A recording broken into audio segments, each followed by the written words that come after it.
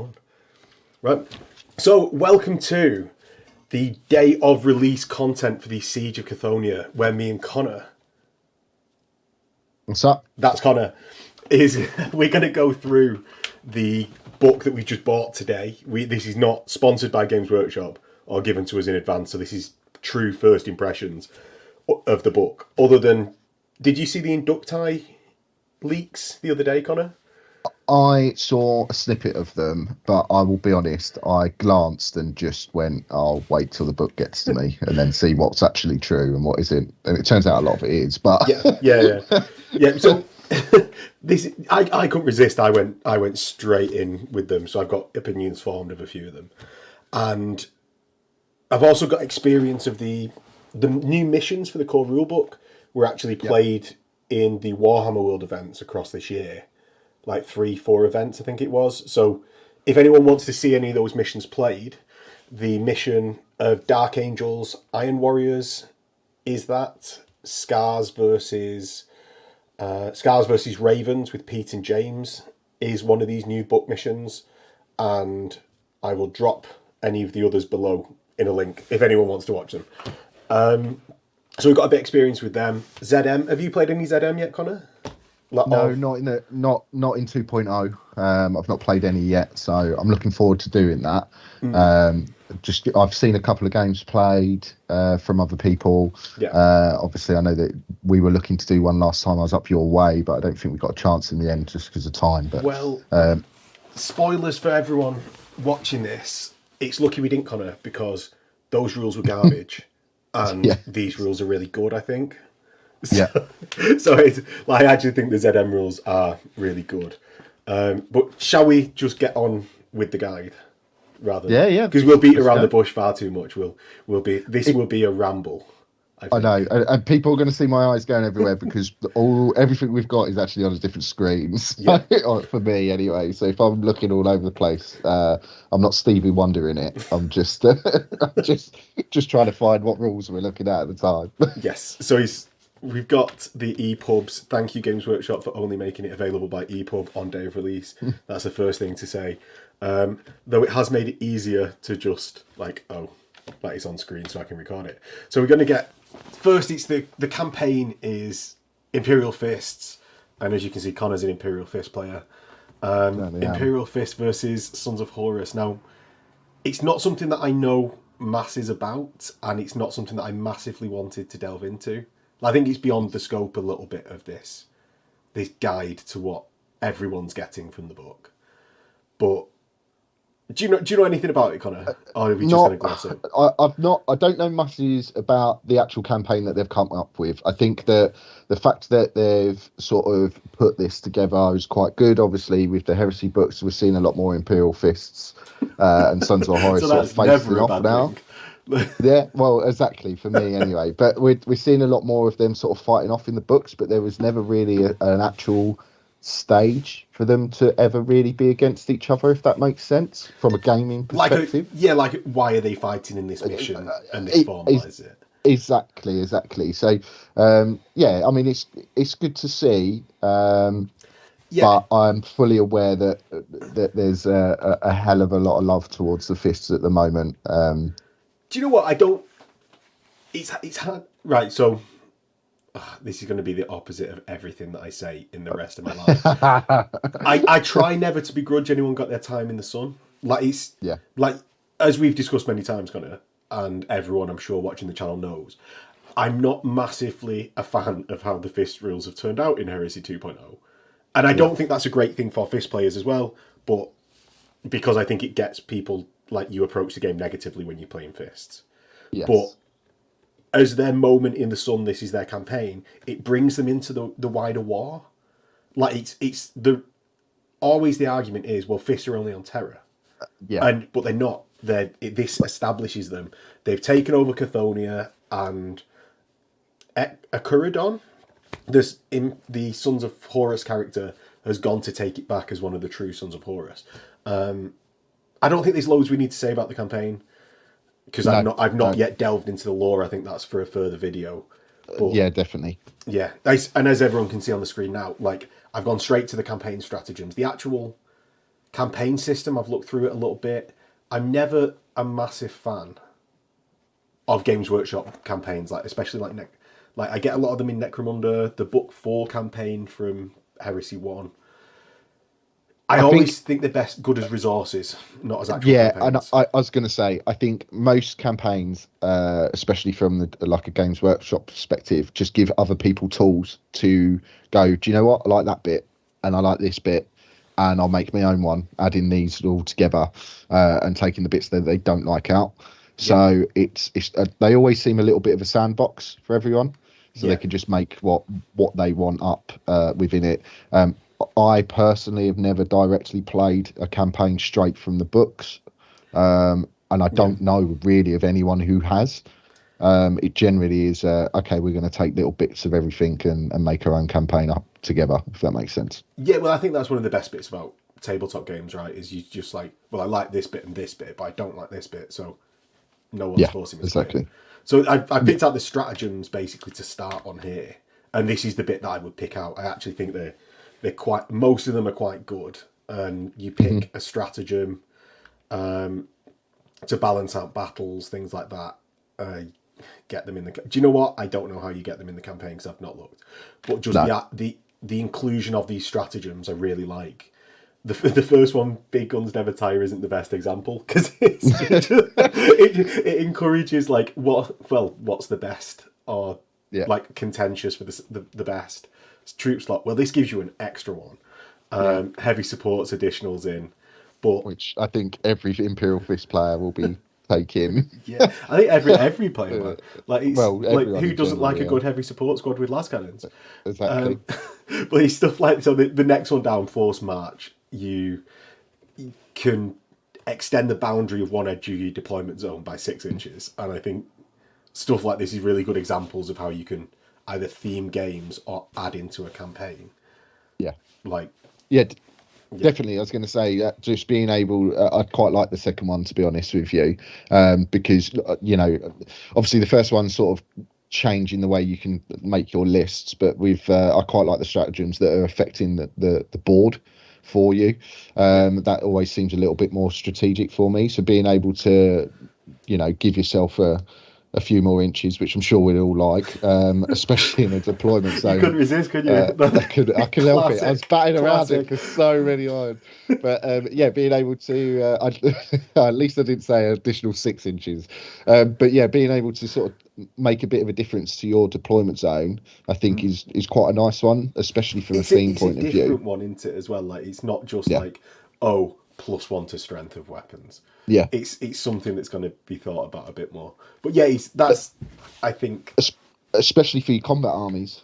It gives them being able to have that additional 6 inches to be further forward up a board, potentially, can make a massive difference. Now, there's another one, No Surrender. You play an extra last turn of the game, and you gain all your units gain Fearless for that. Any units that are pinned recover. If you're falling back, they stop falling back and act normally. And I think that's, as an Iron Warrior player, Connor, that's very... I suppose you as well, actually, Imperial Fists. Exactly the same. We always used to have exactly the same rule. You could just force us to have one more turn, couldn't you? Yeah, which was... which was great. Good and annoying, I suppose. I used to really like it. I used to really like it because it was like the stubbornness that you would get. Fine, we'll play an extra turn. Fine, we'll do it. Even though I've got 2 guys left. That's fine. Yes. If you want to table me, just say. I quite like it as well, and the fact that it's available for everyone. Again, I think we discussed a little bit beforehand, but with Heresy, sometimes it can always be just that little bit into the balance towards the end, and being able to go, do you know what? I haven't got much left. But if I can get this objective, and if I had one more turn, which is often what's said after games, isn't it? If only I had one more turn, or if I had this, I had that. So being able to have that is quite a nice one as well. Do you mean it's like the one where like someone goes, if I had one more turn, and you go, whatever, but you didn't. Yeah. Now they go, actually I do, and you go, fine. Everything I planned for was stupid. So Right, on to the next bit of and there's more of these, right? So it's Yeah. good. I don't particularly want to get bogged down in these more. I think there's a Now very we're just good glancing over them, aren't we, a little bit? yeah. I think there's a very good character death table that I'm going to ask Phil if we can use at the next Melos. Okay. It has negatives, right? But I don't think any of them are like, oh fuck, Horrendous. my character died. I'm going to pack up and go home. Yeah. Which is always the downside of character death.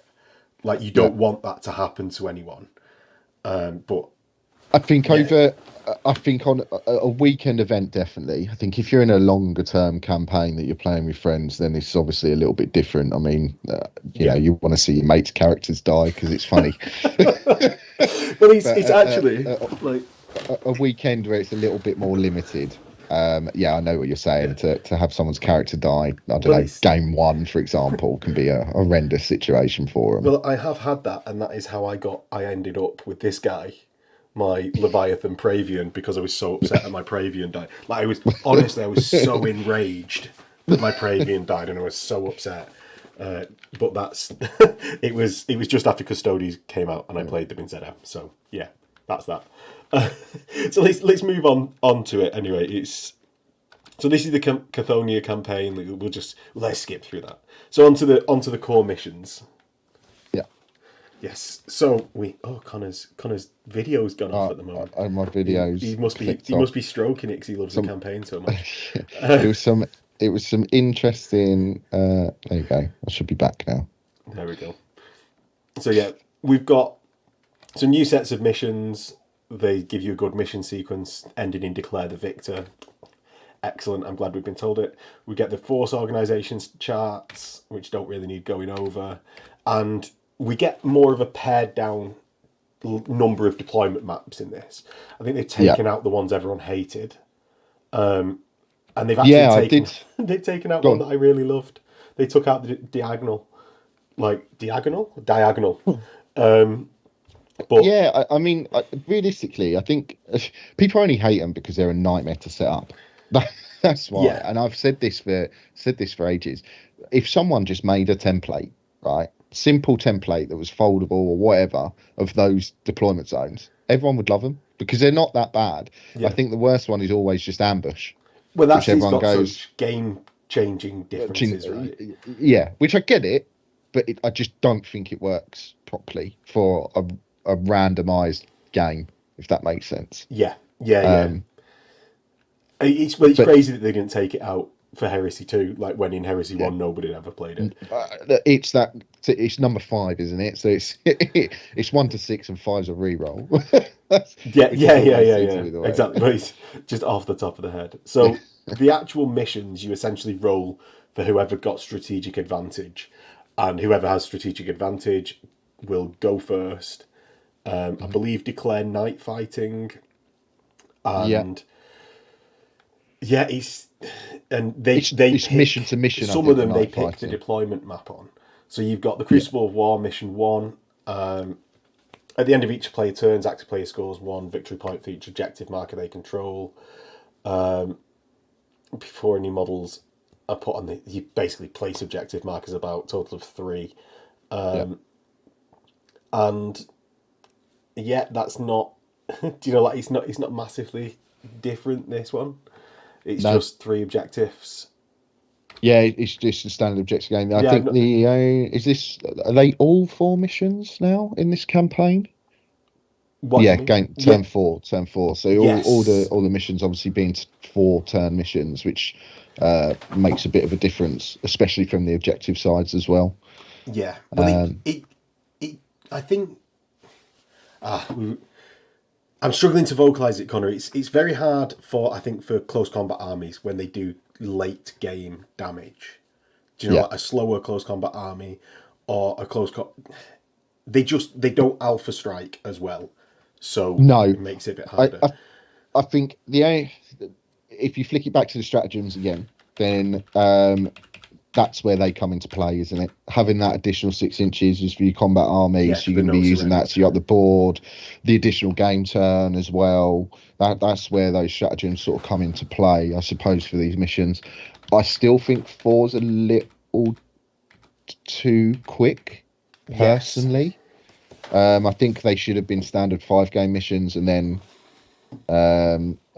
obviously the stratagems as well. But I don't know. I've not played them yet, so maybe in terms of the campaign, it fits quite well. So I don't think you actually get stratagems automatically on these missions, but it's actually a good point. There's no reason you both couldn't just have a stratagem. Like, right, we're playing this game, let's each just have a stratagem from the book. Yeah, like it's good. But this is the very standard mod Dominion yes, type objectives one, and at the end, and it's scoring at the end of the turn, which I actually like because that doesn't fate. I used to like scoring at the start of the turn, but I do feel that it favours the more powerful army because they have the entire turn to wipe that unit off the board before the less powerful army can score. Yeah, and yes, that goes in reverse, but the more powerful army will be more easily shooting off the less powerful army. So I actually really like this mission as one to start off with, and you'll be getting it, as you can see at the core mission table at the bottom left here. You'll be getting it more often than the other missions. Yeah. Next one, Heart of Battle. Go on.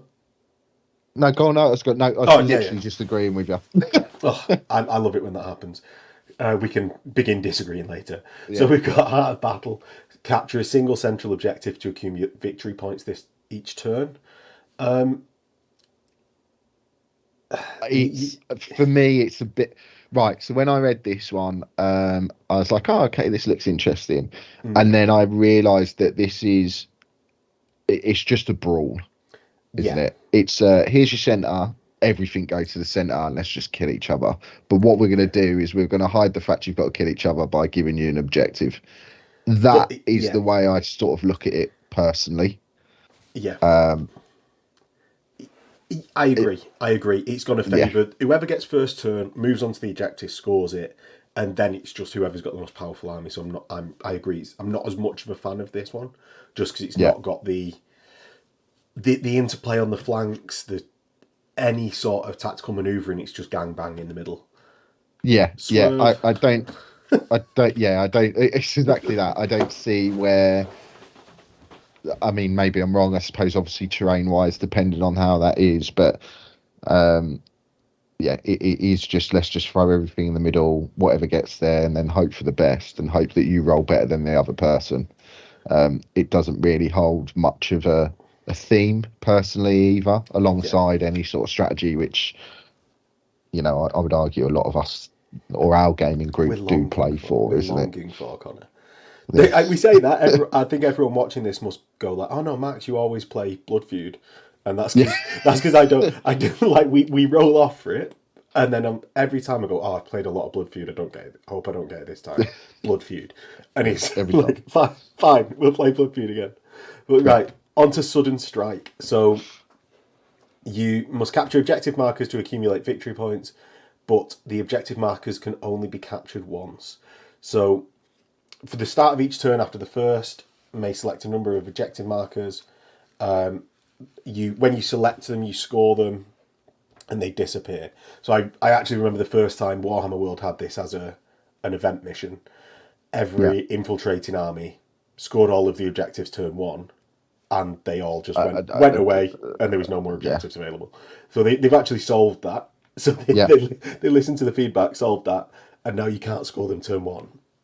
I like it personally. I think I like the mission. I think it's quite a clever way of doing it, rather than it's sort of you take your objective and you move on. It's kind of the search and destroy type thing, isn't it? It's you, especially in terms of a theme. It could be you got defensive position and I know it's not quite this, but you're removing the objectives, aren't you? So it's on an ammo dump. You've destroyed it, removed, done. Yeah. And you're going on, but it also works along the line, like you said. They've addressed the things where you're not just doing it all at once.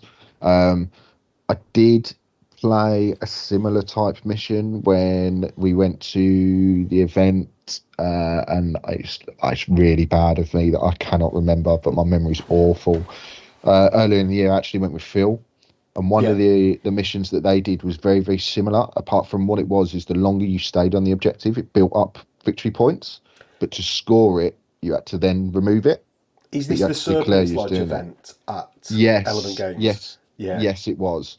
And actually, that seems like it's kind of this mission with a bit more. And I quite liked it a lot. I thought it was really, really cleverly thought out.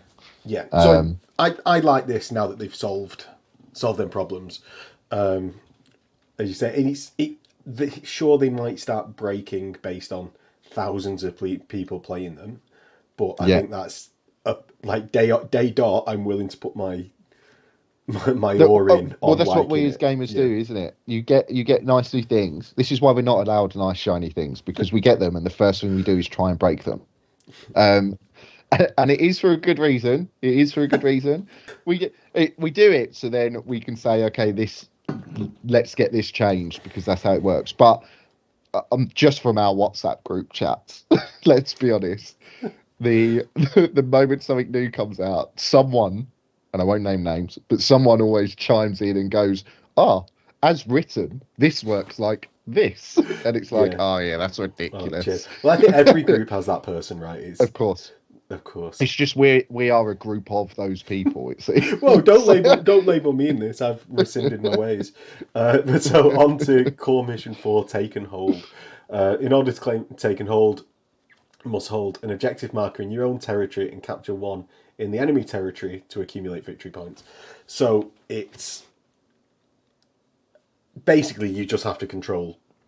If you control a single objective marker, you get 1 point. If you control both, you get 3. And this was the mission I played versus Ben, I believe, with his Dark Angels versus my Iron Warriors. Okay. I like it. It can be quite swingy with those like 1 versus 3 victory points. Yeah. But you can sneak in there. You're scoring at the end of your turn, so you can sneak onto your opponent's objective. If you can kill them in your turn, get onto it. It means a weaker army can like strategically take out a certain unit and score quite a lot of victory points for it, which I quite like. It definitely strikes me as a mission that certain armies are going to be very good at, other than others. Yes. Potentially. Yeah, 100%. 100%, I agree. Which I must admit is the one thing I don't particularly like in Heresy, is when there's certain missions that really, really do tailor to others. I get why they're there, but I do think that they just need to be leveled out a bit more, really. It shouldn't matter what army you're taking, you should have a fair chance of being able to win or win the game, if that makes sense when it comes to the missions. It's a whole new Connor. So I know. I agree. So let's on to mission 5, Strike and Fade. When I mean fair chance to win the game, I mean fair chance for my army to win the game. Sorry, did I not classify that bit?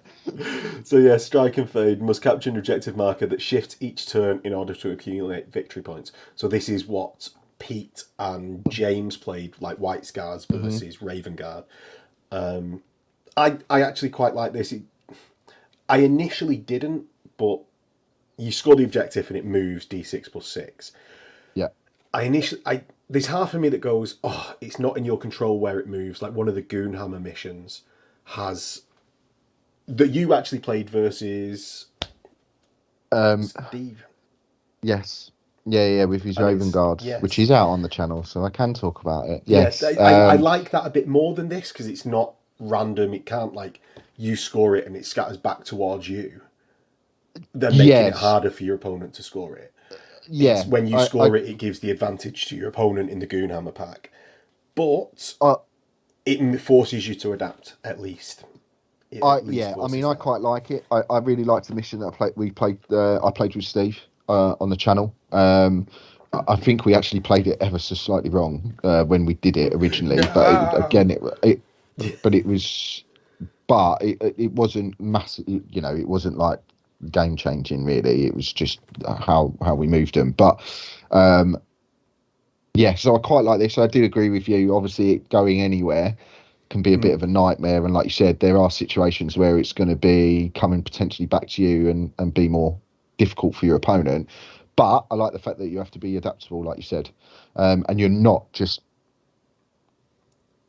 as a fish player in some games, what you are able to do, especially with Dominion, is you can effectively just find an objective in a good bit of terrain and almost just set yourself up so it's like, well, you're not going to get on it. Yeah. And this prevents that. Yeah. And it forces you to adapt. Yeah. And I think all of these missions I actually like. I'd prefer to be rolling on this mission pack than, even with the ones that I don't like as much, than the base missions. Yeah, I agree. Because it's all objectives. It's all scoring at the end of the turn, so that solves my problem with Dominion, even though I think Dominion is the best of the original missions. Yeah. So yeah, I think really good. I was just going to say I totally agree, because there's a few with the original ones that I just don't like. At least they have got a more even playing field, it seems. Like I said, I think Shattered Strike's always one that I sort of go, oh, okay, yeah, I've got to go on to the other side of the board straight away. And I think there's some armies that it massively benefits than others. And like you said, same with Blood Feud, it's just kill each other. Yeah. And if I wanted to do that, that's fine. Let's just try and wipe each other off the table. Well, let's play it over tabletop sim. Rather than, if we're just going to kill each other, let's play it over tabletop sim. Yeah, I don't mind missions with victory points for killing stuff in them. That's fine. But if the whole basis of the game is just kill the other person, it doesn't test my brain much. Yeah, it's just rolling dice. Right, so let's move on. So we get the Apex missions, and these are the story missions that you play at the end of the campaign. So I think we'll just slightly skip over them a bit. Slightly skip over. We're going to have like a 15-minute discussion now. So I'll stay quiet. You get more specific roles for each army, which I quite like attacker defender role.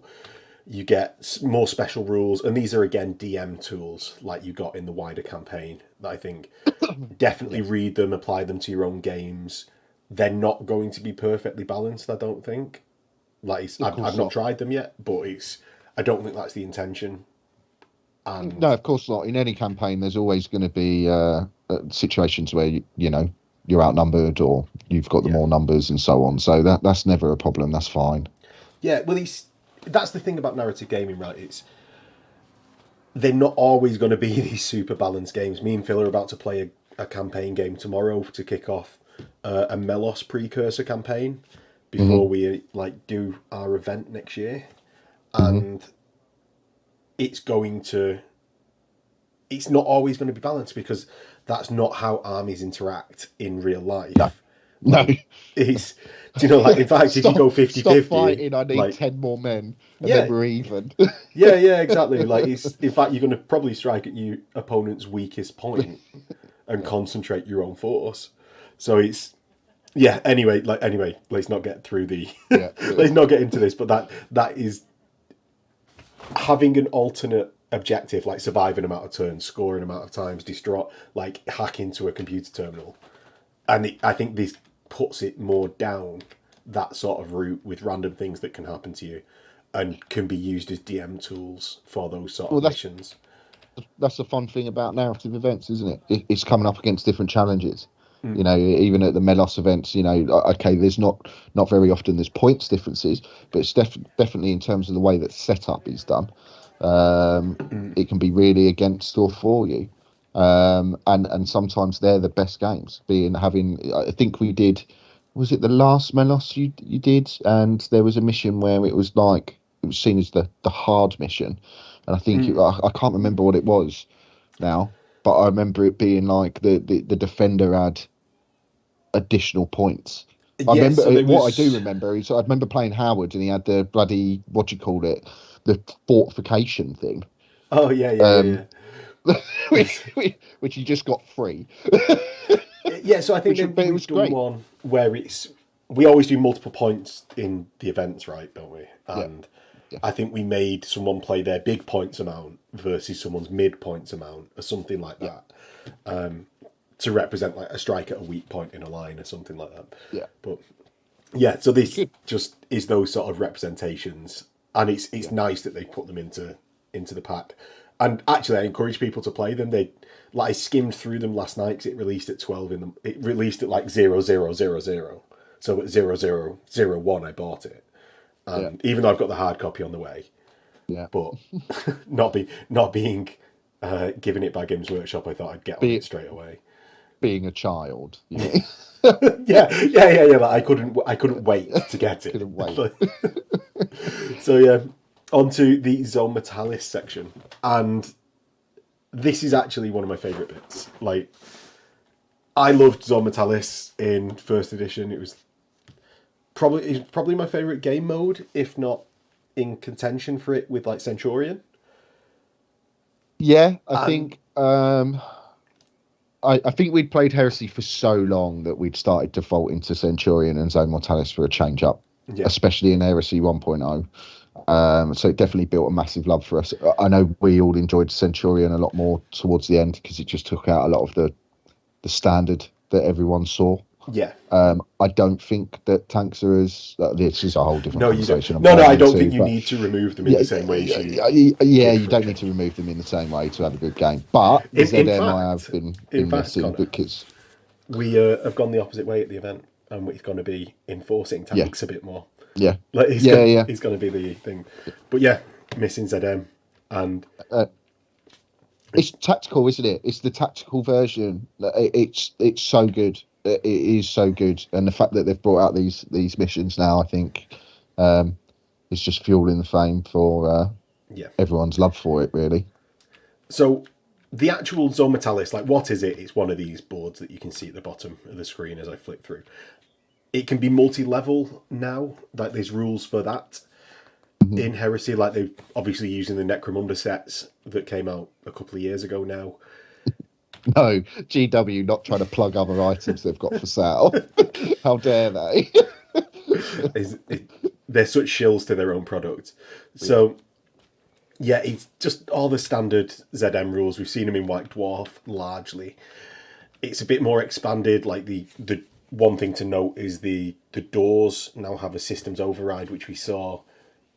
There was a few events, like including our own, using terminals on the board to override certain doors. That's now like in the game, and you spend what's called a reinforcement point, which is actually going to be something that I think controls how people build lists really well. So yeah, it's basically just standard ZM rules with like they've changed the reactions is one of the big things from the White Dwarf rules that we've already seen. So Suppress is in the movement phase. It allows you to make a normal shooting attack that gains pinning if you don't already have it. So get Bent Iron Warriors for paying for pinning on your bolters. And not bitter. I only just thought it then. But yeah, you can only do it if you're within 12. I think it's actually quite a good reaction. It used to be snapshots only in the White Dwarf rules. But I think this balances it out a bit more between shooting and combat in ZM. We've got shooting phase reaction, which is really interesting, which is displace. So when targeted by a shooting attack, you move your highest unmodified initiative value in the unit. So if you've got a Centurion in the unit, your unit is displacing 5 to jump back behind a wall, get further towards your opponent, things like that. And then the assault phase reaction is brace. Take a morale check. If failed, you fall back D6 and automatically regroup. And if the check is successful, you automatically pass any morale checks that you're required to make as a result of losing an assault. Now, I actually like this quite a lot. Like, I've been using Hold the Line in standard missions quite a lot and hoping to fail the morale check so that I get to fall back. Now, I would have liked this to be like a flee reaction in fantasy where it's just an automatic flee. I'd love to see that in Heresy. Even if you didn't automatically regroup. But I think they're really interesting. Yeah, I think the automatic type flee thing, my only thing with that is, I know it's not even a thing, but the only thing with that is generally if you're going to be running away from Space Marines, you're generally going to be cut down on your way back. aren't you? You're not going to sort of fall back and then regroup. But I do get what you're saying. Marines, mate. Other Space Marines, mate. Well, that's kind of the displace, I suppose, isn't it? It's you're going to shoot at me, or do you know what? We're going to, like you said, we're going to fall back, regroup, maybe potentially get out of your range of something else that's shooting at me. But even I'd love for my militia squad to be able to be like Marines in ZM. No, and like we're out of here. Like we did not sign up for this. Like, but yeah, so I'm going to be using that a lot and hoping to fail because I think it's actually the better one. And another change is you can now use your advanced reactions in ZM. So your Legion specific reactions. So Iron Warriors will get to shoot in the shooting phase instead of displacing. Imperial Fists will get to charge in the movement phase still. I was just about to say some of those advanced reactions in ZM are going to be horrific. Mental. Like in a good way. In a good way. Yeah, in a good way. In a good way. Don't get me wrong. It's not.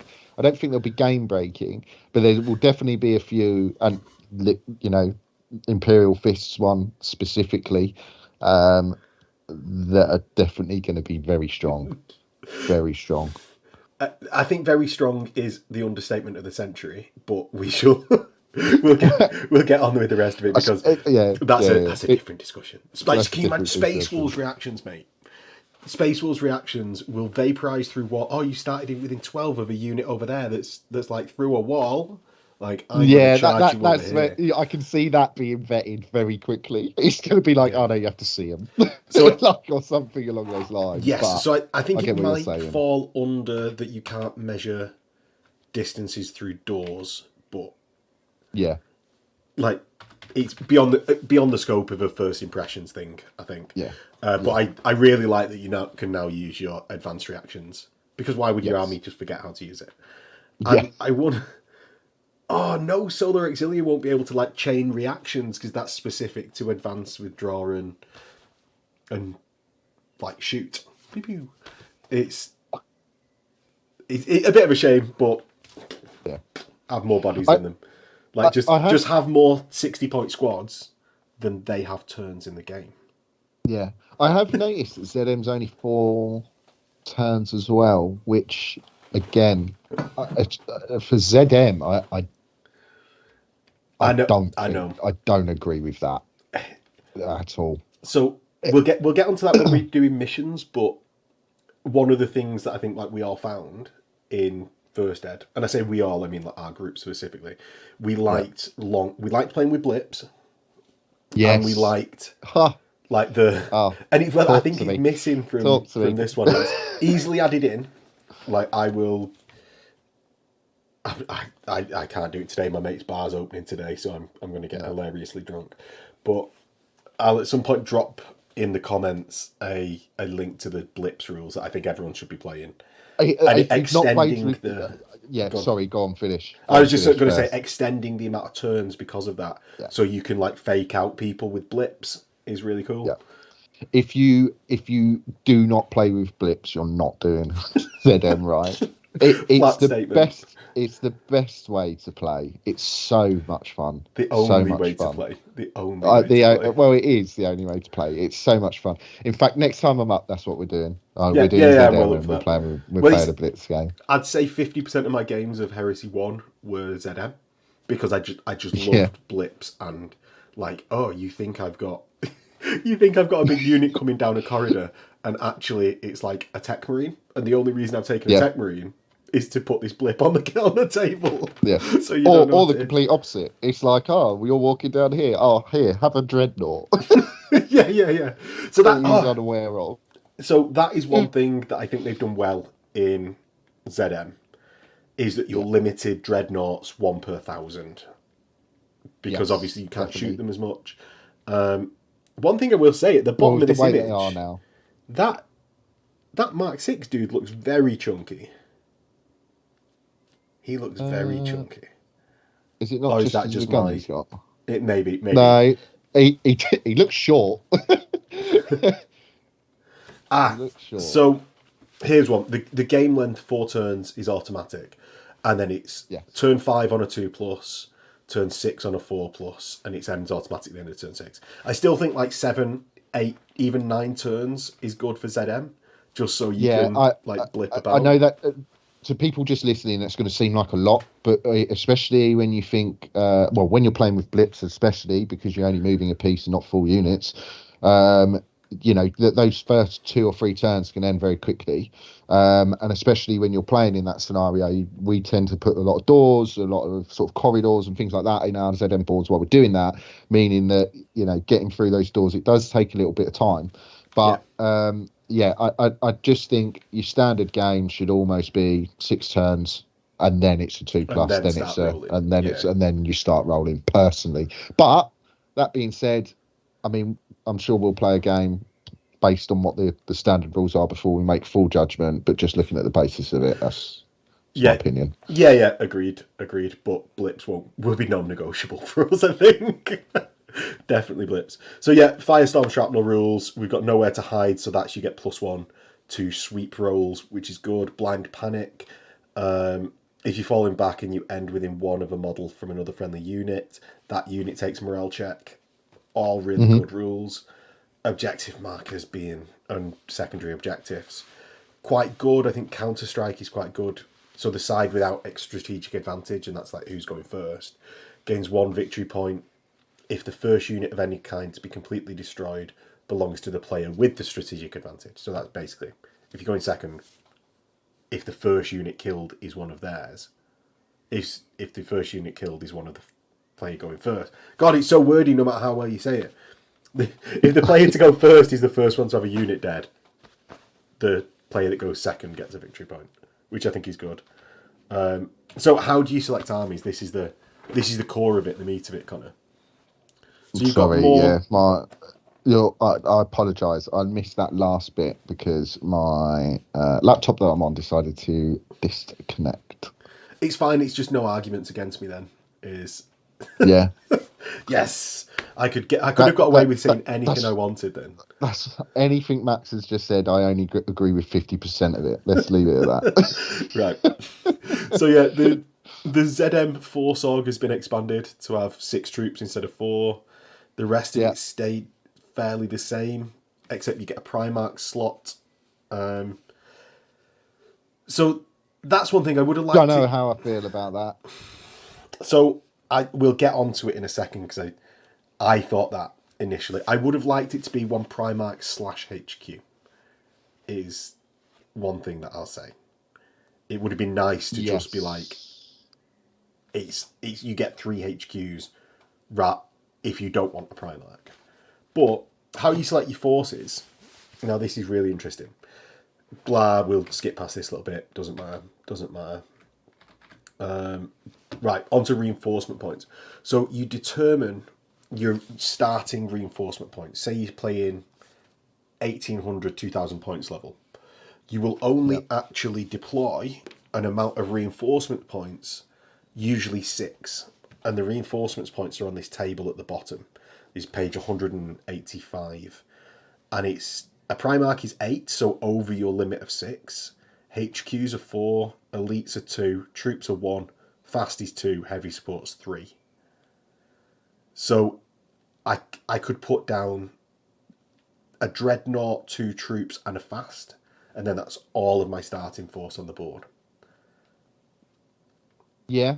So it's you can never deploy your Primarch to start with. And you gain reinforcement points every turn, 2 per player usually, unless it says in the mission. So if you use all of your 6 reinforcements points on deployment, you're waiting 4 turns essentially until 4 turns before your Primarch comes in. And I think that's the balancing factor. Because how the hell are you going to get Primarch into combat? Because I'm sure in ZM the big change. I'll stay on that page and just say it rather than trying to flick to the bit. I'm sure you can't charge out of like from coming in from reinforcements effectively. And you don't roll for reinforcements or reserves. That's what it's called, reserves. You don't roll for reserves. You just spend points on it. Spend your points to do it. Okay, no, I quite like that. You can't charge. Quite like that. Yeah, you get -1 to the amount of reinforcement points your reserves cost you if you have deep strike, which is good. Like it's but you still walk onto the board now. You don't teleport into anywhere. Don't teleport in, which is weird. Okay, which is weird, right? Yeah. So I like it. I think that maybe it could be done in a bit of way. If you've got deep strike, you'd like to think that you know they're going to deep strike in somewhere, but maybe if there was a rule in that, again, this is just off the top of my head, but maybe if there was a rule that it's, you know, they start 12 inches from your board edge or something along those lines, and then can move on or something along those lines, just to allow the fact that they can deep strike in there, if that makes sense. Yeah, so it's obviously, as you say, we're going to have to play all of these before fully doing it. But I suppose what you could do is allow deep strike for an additional reinforcement cost, and it's just standard deep strike teleporting on, and then you get your reinforcements -1 if you have deep strike but walk on. Yeah. Do you know, like some sort of nominal cost to use it to deep strike actually onto the table? The thing is no one ever really deep strikes in ZM properly because the fear of them going into stupid places or anything along those lines, which has always baffled me, because if you read any of the books, they always seem to deep strike absolutely perfectly into onto other ships. You just need the Nuncio Vox in your Breacher squad. I used to do it in First Ed. You'd have a Breacher squad because they have a Nuncio Vox with 6-inch range of no scatter, and I used to teleport my Tartarus Terminators onto the other side of a wall within 6 inches. They'd be like that moment of deadlock where you're like, I don't want to go around this doorway because they're going to nuke me. Yeah. And then, so I'd put my Breacher squad there and be like, haha, actually I have this Terminator squad that's got combi plasma, get bent. Yeah. So yeah, I think this actually works really well in the game mode. Yeah, I like it. I think it's a decent way of doing it. It means that you aren't just putting all 2,000 points on the board either. It's actually a bit more tactical on what's deployed as well. Yeah, keeps it fast paced. Let's go on to the missions, and we'll give a cursory glance of them. So it's basically the first mission, sector control. Before any models are deployed, a single objective marker is placed on the center of the board. Then starting with a player without strategic advantage, each player places a single objective marker no closer than 12 inches to another objective marker or 6 from the edge. Great. It's got all the boxes ticked. I think it's objective markers, it's ZM. I like it. And it's at the start of each game turn that is scored. Right, so yeah, it's 6 turns. Sorry, not 6 turns, it's 6 objectives for the mission. Scoring at the end of the turn, both of which I like. It's the.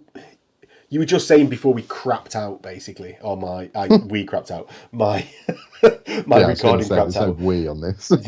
Yeah.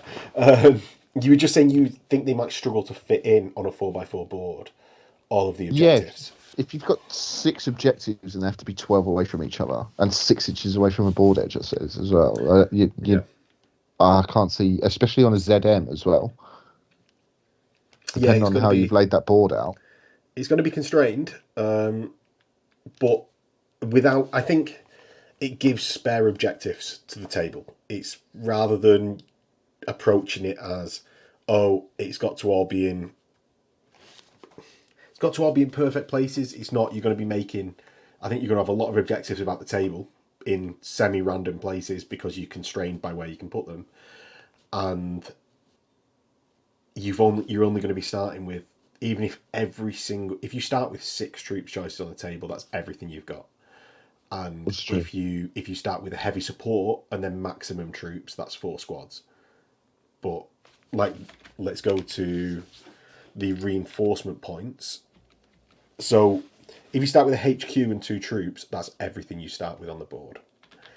Yeah. And there's from what I can just see, there's nothing additional on the next page saying that you start with more reinforcement points. Yeah, it says it on the first page, start with 6. We've just answered one of our questions about the whole deep striking. What's that? if you flick over to the next thing, it says special mission rules Special mission rules. or For the mission special rules. For the counter assault bit. Yeah. So it's sector control. Yeah, so you can come in from I read this player's edge and stuff. Yeah, just an additional reinforcement cost, which is an interesting turn actually, and it's nice that they've sort of formalized per mission what you're doing. So yes, in certain missions you won't be coming on behind, but in certain missions you can, and it's worth certain amounts of points for it. Yes, it's a really good system, well thought out, I think. And I think it was worth having the crap get me by rules in White Dwarf for how these appear to be now, which are really well fleshed out. Well, especially if it's based on feedback. If it's been based off feedback, then yeah, definitely. Yeah, well, one of the things is we all relentlessly bitch and moan that they never listen to feedback. It appears that they have here, and they've given rules for people to test and give feedback on, even if they've just been lurking in groups of people bitching. So yeah, you get a. Do you know what? Let's go through the missions, because as we say, it's likely to change, and I like the look of a lot of them, but without playing 20 games of each, we're just going to be wanking off the ZM writers, which they deserve, I think. But don't get me wrong. After you say 20 games, after 2 games, we'll be going, this doesn't work. Gosh. You are Why correct. can't I take this unit? I want 3 dreadnoughts in 2,000 points. Yeah, so let's skip over that. I like the additional Chthonian underworld terrain features. There's no reason, as we said before, why you can't be adding these in to other games. Do it. You know you want to. But let's get into the real meat, shall we, Connor? Because we've been going like an hour 15 now. I know. Like delaying basically when everyone gets to watch us comment on stuff they can actually use all the time. So Imperial Fists first. I imagine you've read this many times in the couple of hours that you've had the book. Have you scoured this of information? No. Is that enough? Not loads. No. Okay. But I've read. It only took me once to go nope on that, and yeah, all right on that. Well, I'll be honest with you. Some very clear cut things. I think. What do you want me to start with?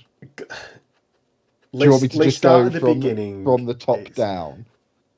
Yes. Okay. Why have we got a shotgun? I'm glad you said that because I agree. To me, everyone should get this. Everyone should get this shotgun. It's why do fists get a fucking shotgun? Right. It makes no sense on so many things. Now, first of all, this is not us moaning about the weapon, right? Because it's quite cool. Yeah, especially from a ZM. Who doesn't love a shotgun? Yeah, ZM perspective, cool weapon, very cool.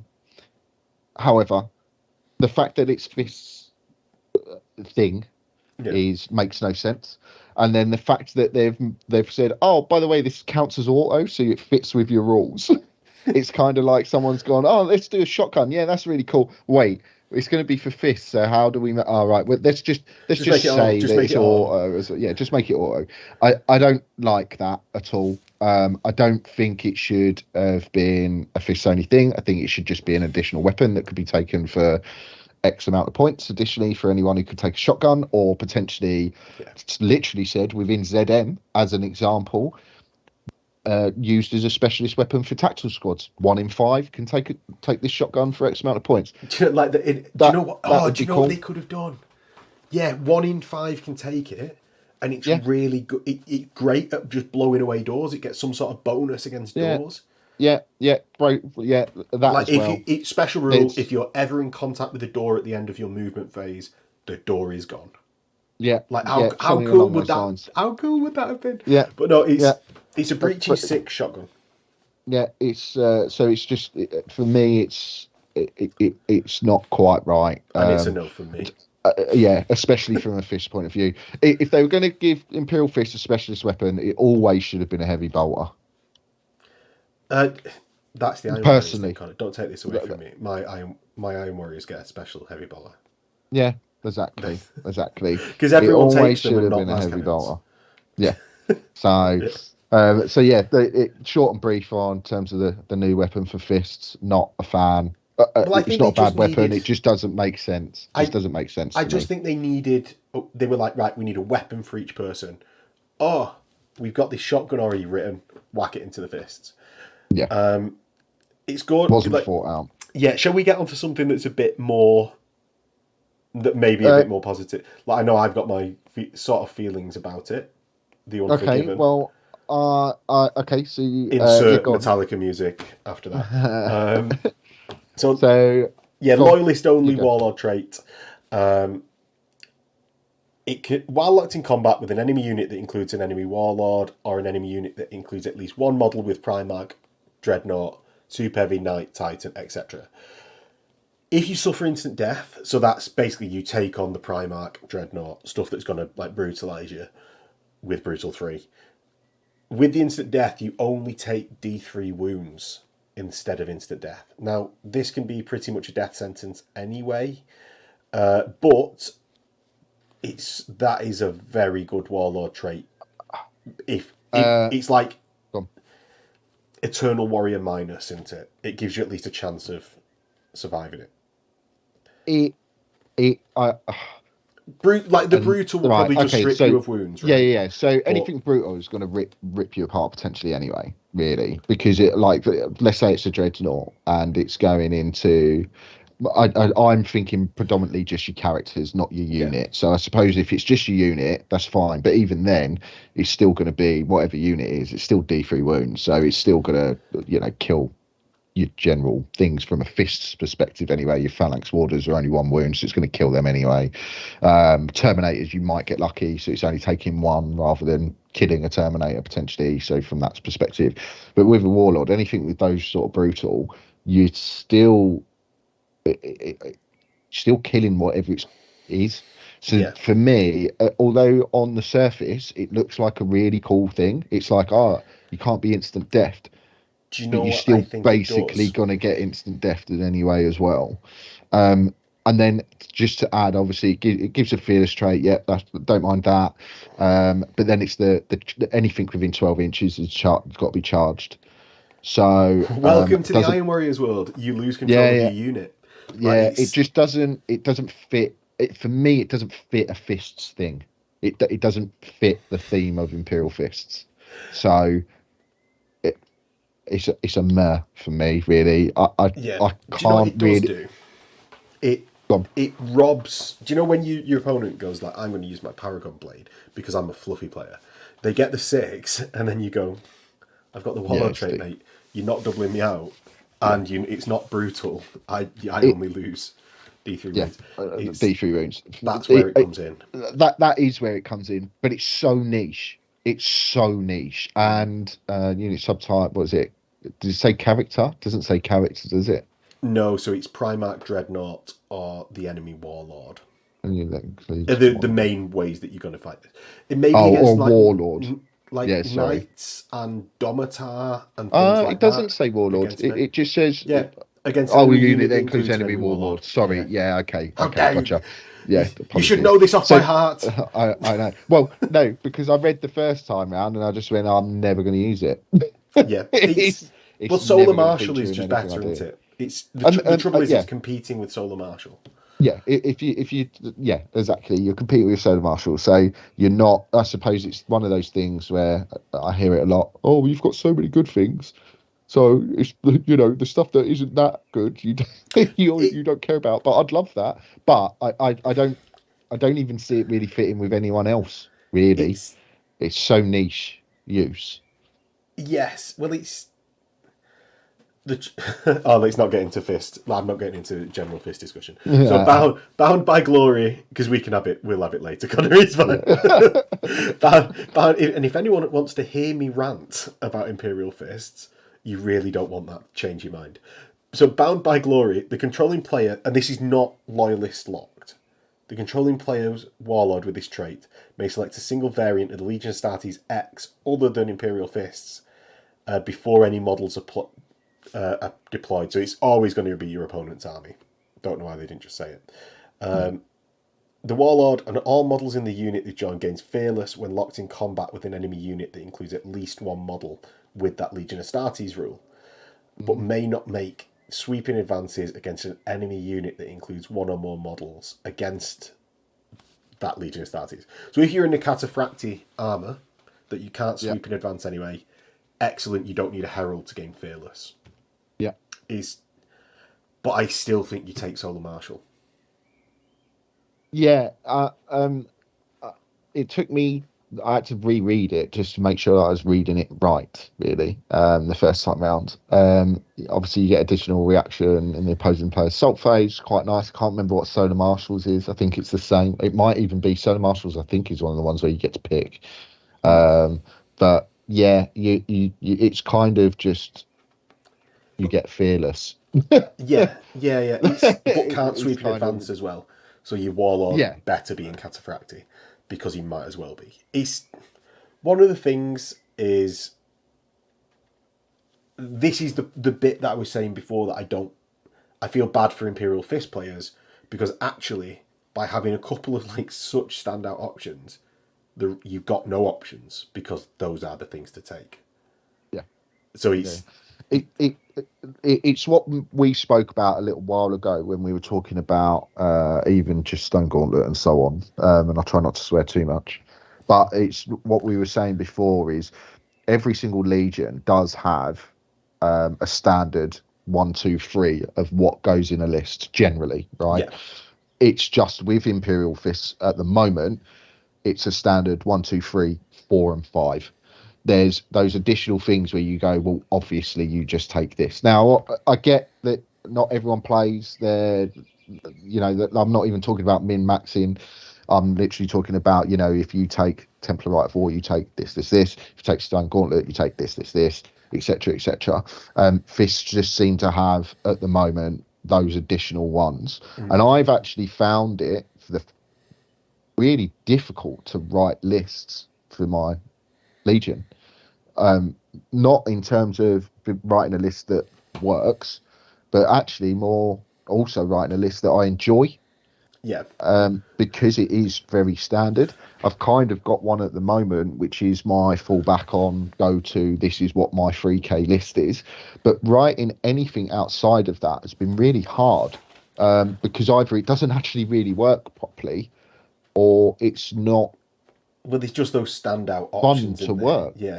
Yeah. So And your fist choices naturally lead you towards certain things. I think a lot more so than other legions. But oh, definitely. yeah, I'll stick to Tiny Violin. It's So yeah, that's fine. That's fine. But yeah, Bound by Glory, not bad. Don't mind it. It's okay. I don't see either of them being used much. I'm sure everyone will give them a go. But yeah, the Unforgiven, I don't. It doesn't hold any place for me personally. The Bound by Glory, possibly. And on the face but of it, they look amazing. Like they look really good. This does. I don't really want this to be like just a constant complaining bit. I just think it's not. I don't think it is a complaining thing. Because at the end of the day, I'm not complaining about. Yeah, we've got two new things to go, but there's options there that are usable. Like whenever we talk about like things that are bad in Legion's lists, we're talking about the difference between 85 and 100%. Yeah, like it's just there's very good things with fists already. It falls back on the thing that I've always said. If you're bringing out new stuff for certain legions, it has to be different. It hasn't got to be good. It's got to be different. Yeah, like a big narrative change, like how Hammerfall Strike Force was. Yeah. It's like that just was such a departure from what they were doing. It's got to work and it's got to be different. And as long as it works and is different, then it's fine. It hasn't got to be the best thing since sliced bread because, that's not what everyone wants to go for or go to. Now, but yeah, they're not. They don't stick out massively for me personally. Shall we go on to the Lord Castellan of Vander Garius? 215 points. Yeah, and he's got Subjugator, Incineratus, and the Tyrant's Regalia. Basically, and he's got a load of special rules. He's basically got a Strength 8, Brutal 2, AP 1. He's got a Thunder Hammer that's AP 1. Why am I saying it in a weird way? He's got Incineratus, which is a 5-shot Volkite Charger. And he's got the Tyrant's Regalia, which I will have to flick through. It's Cataphractii armor with a 5-up Feel No Pain when in combat. Or in the fight subphase. He's got Stubborn, which is very good. Leadership 10 Stubborn. Adamantium Will 3+. He's the Butcher of Larison. So that means when you are losing in victory points, he gains Rage 2. Which I actually quite like. It's a fun... I think that's a fun rule. He's got Toughness 5. Boom. How did I miss that on first pass? Toughness 5. He's not doubled out by a Thunderhammer. Yeah, he's... oof. So he's Toughness 5, Weapon Skill 6, not bad. Initiative 5, which is pretty much standard for most of the fish characters, funnily enough. But he's going at 4 attacks, not bad as well. Obviously Strength 4, but it doesn't really make too much difference with his, like you said, his Thunder Fist. I like the Butcher roll. Going that, it's not just that so obviously if you're losing, you gain rage and the unit that he's with, which is cool.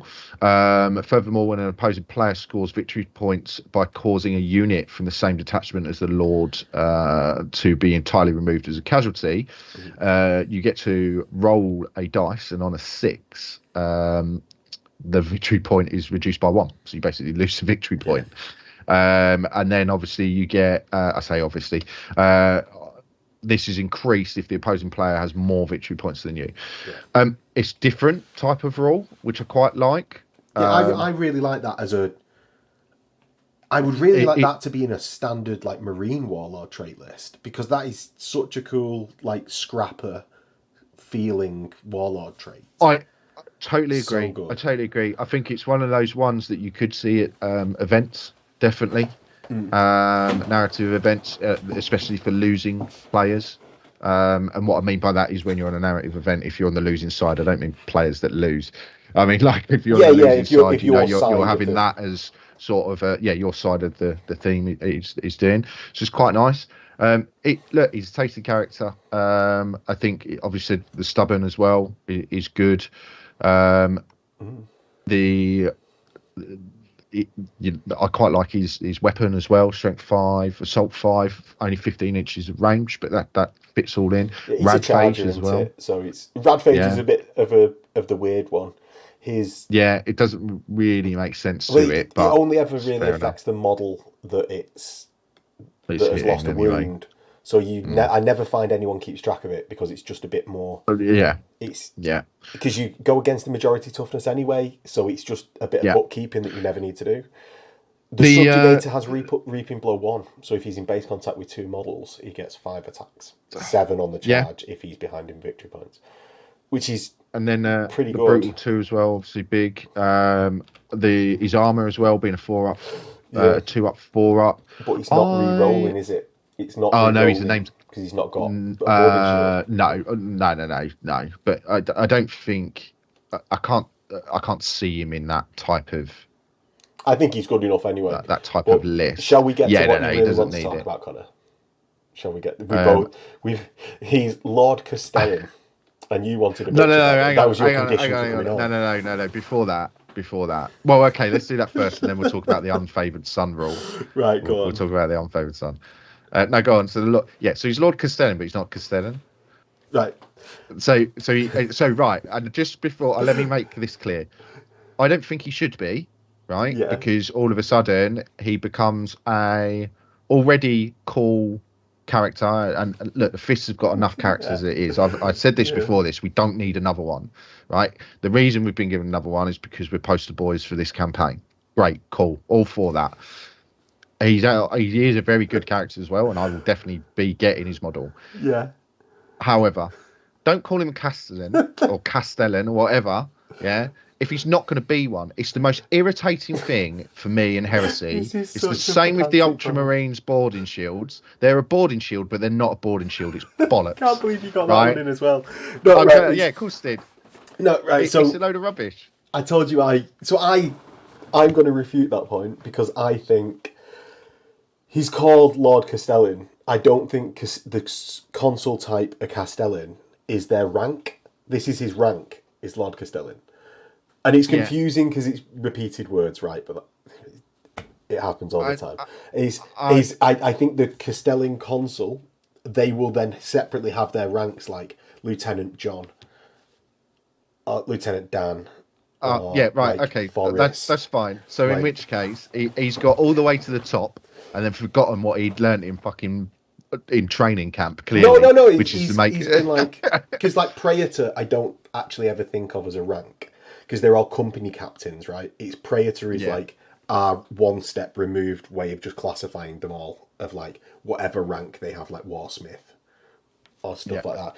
So like, I think that's the out for them. That it's not. This is his rank.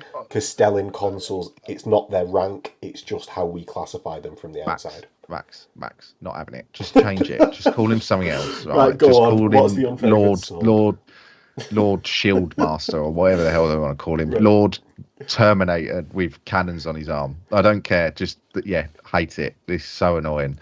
Right, and for anyone we've still got unfavoured left, son the rule. Unfavoured son, yeah. So, he may never be selected as part of a detachment that also includes Rogel Dawn. However, if he is part of a combat that includes Rogel Dawn as a friendly model, then he gains the fear that it will battle. Who thought up this rule? What, as in like someone else like in a 2v2 is playing him? Yeah, what mental scenario did they were like, oh, let's give it, just take it out.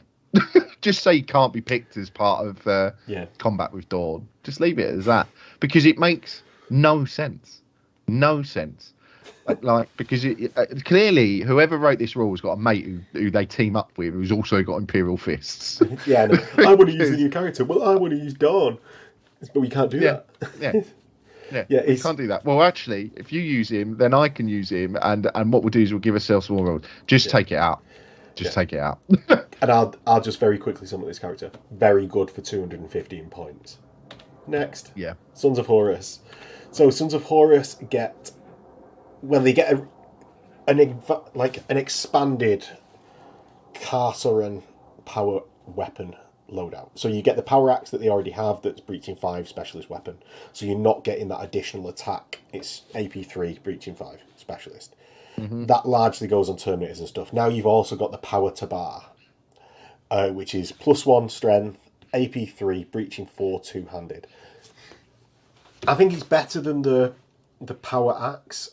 I don't think it's very good because, say, like legions, I'd stick to Thunderhammers and Fists. Legions, like the World Eaters, get Phalanx blades, which are breaching 4 and give you a +1 attack.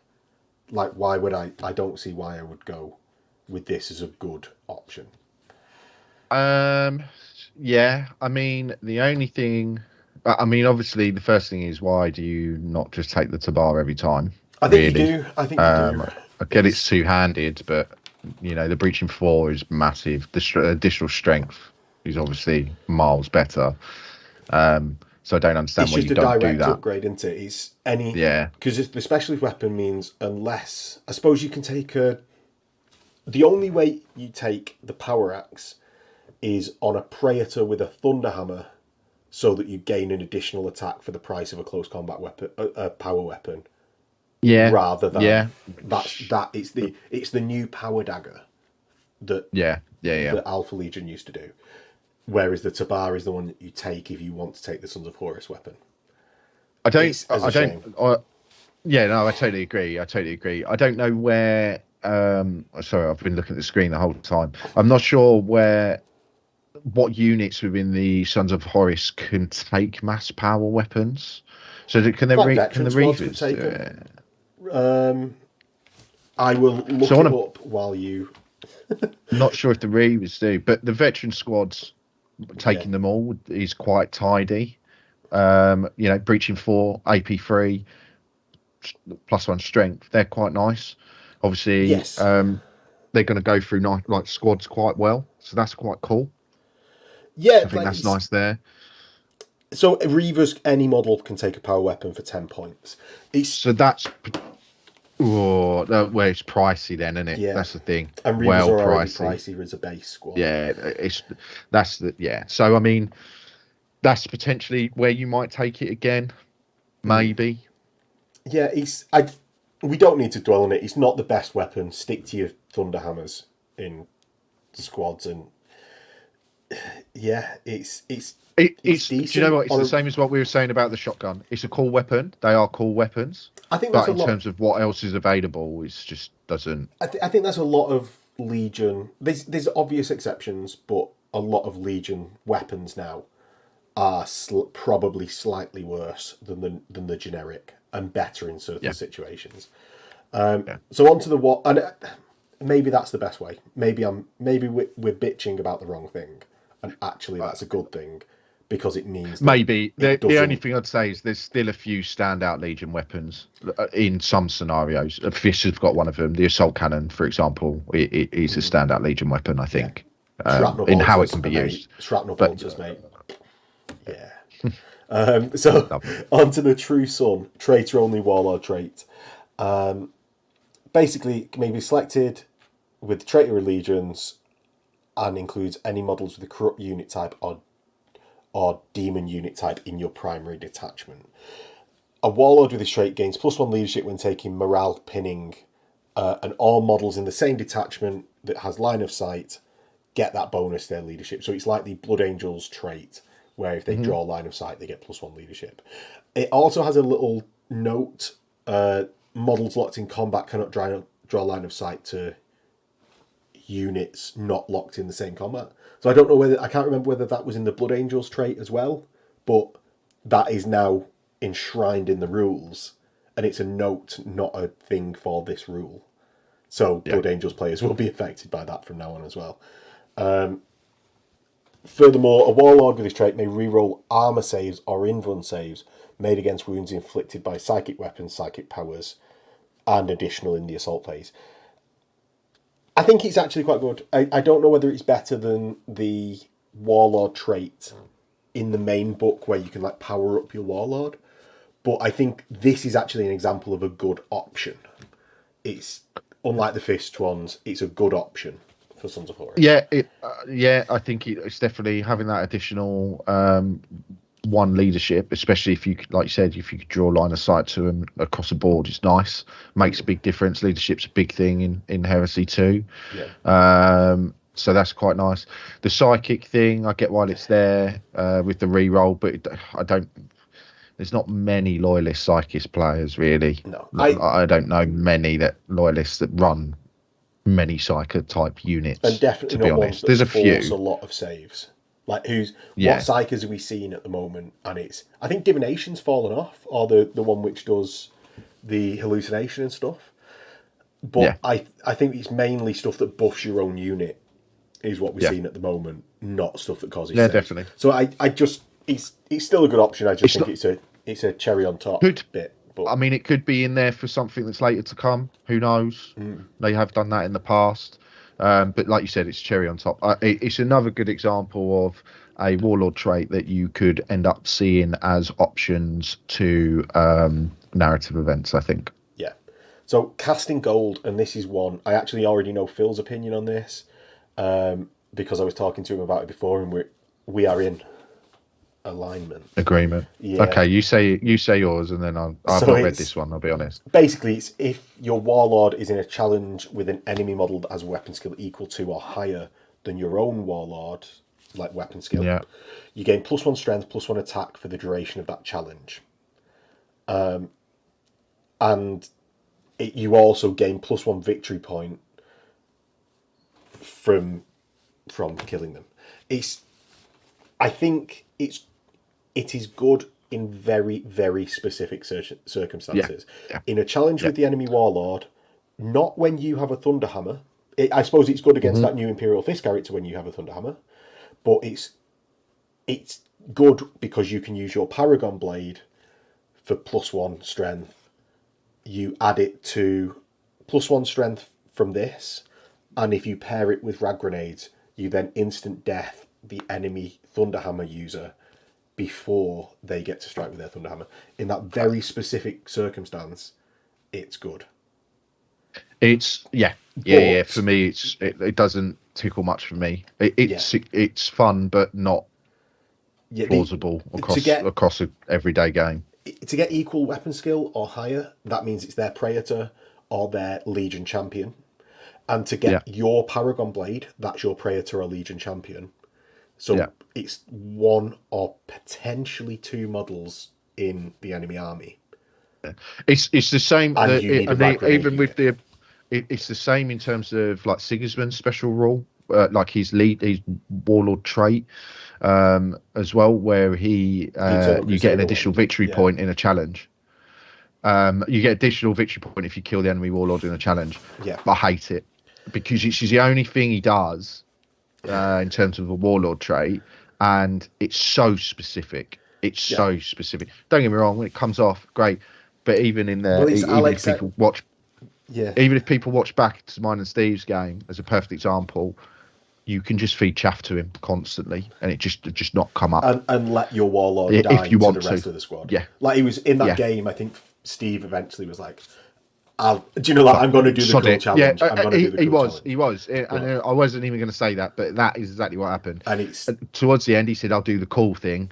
Yeah. Right, not the thing, which would have just kill me. Well, it's but better he did the to cool just thing. like Let's you have a don't accept the challenge. challenge, and then let Sigismund's overspill assign them to your No one, character. because it doesn't spill out to a challenge. Oh, it doesn't anymore, does it? Boom. Which is why it's naff. If it's the worst, and I'm not going to go into the Sigismund thing, but even with this, it's exactly the same. That change to the challenge rule is one of the biggest things I don't like about Heresy. I think they should have kept it that your overspill goes out still.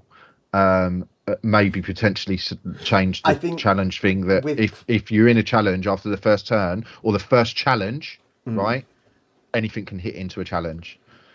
Which I think you can kind of do anyway now. So the fact that it doesn't you just can't overspill. Yeah, the fact that it doesn't overspill is ridiculous, and I think it affects this as well personally. Well, I think it's something good about Primarch, like it's a counterbalance to how good Primarchs are now. But anyway, let's get on. We've got Verin Assuredon, and this is the true son of the sons of Horus. He's not becoming as corrupted. He wants to return back to the true ways of Cthonia. So that's why he's going back to retake Cthonia off the fists. 205 points, weapon skill 7, so 1 higher than your Warlord, unless it's Sigismund. BS 5, strength toughness 4, 3 wounds, initiative 5, 4 attacks, leadership 10, 2 up save. Pretty standard except for the weapon skill 7, which is really good. Because it means Praetors are hitting him on 5s. Yeah. It means the Lord Castellan Garius is hitting him on a 5. He's also got 1 less wound than the Lord Castellan, which is interesting. I don't understand why he's got 3 wounds. Oh, because he's not in Terminator armor. He's in Artificer armor. So, and it's Cataphracti standard, right, to have. Oh, you might not know you taking Tartarus Terminators with shields, but it's Cataphracti standard to have an extra wound. So who doesn't do that? Let's not get into that. He's battle hardened 1, so he's effectively toughness 5, which is very good. Yeah, I like that actually more than a character just having toughness 5. No hints or read between the lines there. He's precision strikes and shots 6, like Reaver's counterattack 1, the first Reaver, and his Warlord trait is Blood and Honor. So Blood and Honor, when a wound is allocated to Verin Assuredon by the controlling player, not by precision strikes or sniper and such, he can re-roll all failed invulnerable saves, and that's because he's like taking it upon himself as like the martyr and just tanking it more than everyone else. I like that. I like that. Yeah. He can tank power fists with it, and he re-rolls his invulnerable saves because he's battle hardened 1. What invuln has he got? A 4-up because he has. Oh, let's get to it. The next page. So he has Panoply of the Void and has 2-up, 4-up. Right. Okay. No, that's fine. I was just looking at his gear and I was like, he hasn't got an invuln. That's what's going on here. He's Panoply of the Void is a 2-up, 4-up.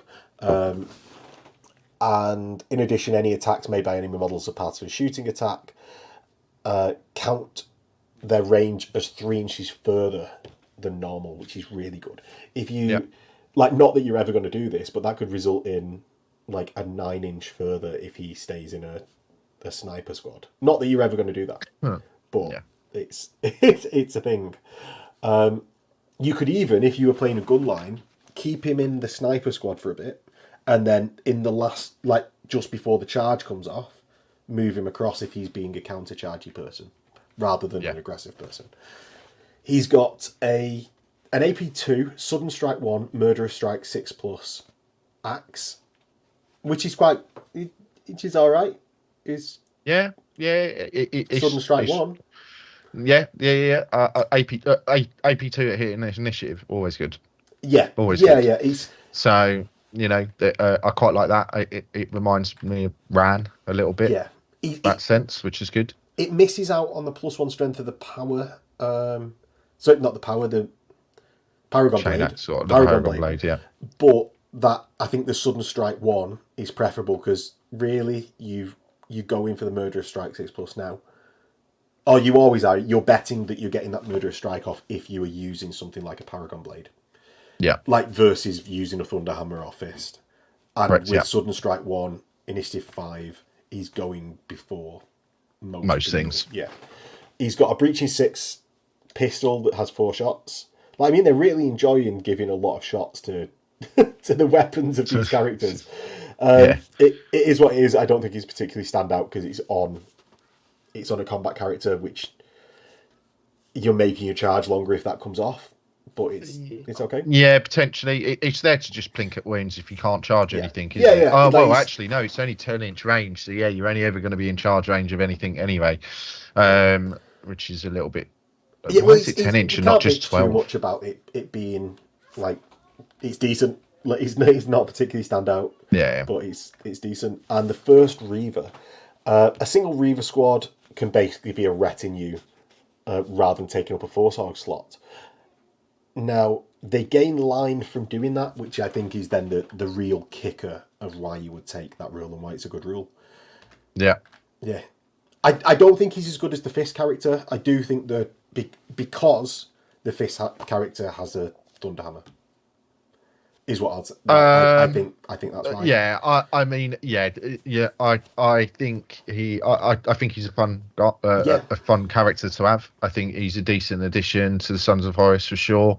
I think being able to take that Reaver squad as a retinue is good as well. It's quite fluffy. Yeah. I quite like some of his roles. The Battle Harden's good. The two up, 4 up. 2 up, 4 re-rolling. Yeah, re-rolling with Battle Harden. Yeah, so do you know what I'm saying? Like, he's not quite as good, but he's almost there because of the re-rolling. It's the Brutal 2 on Thunderhammers that really kicks it. Yeah, I mean, look, but I like it. I like it as a character. I mean, if you're putting them against each other directly, then yes, you're right. He probably isn't going to come out on tops from that. In that situation, potentially.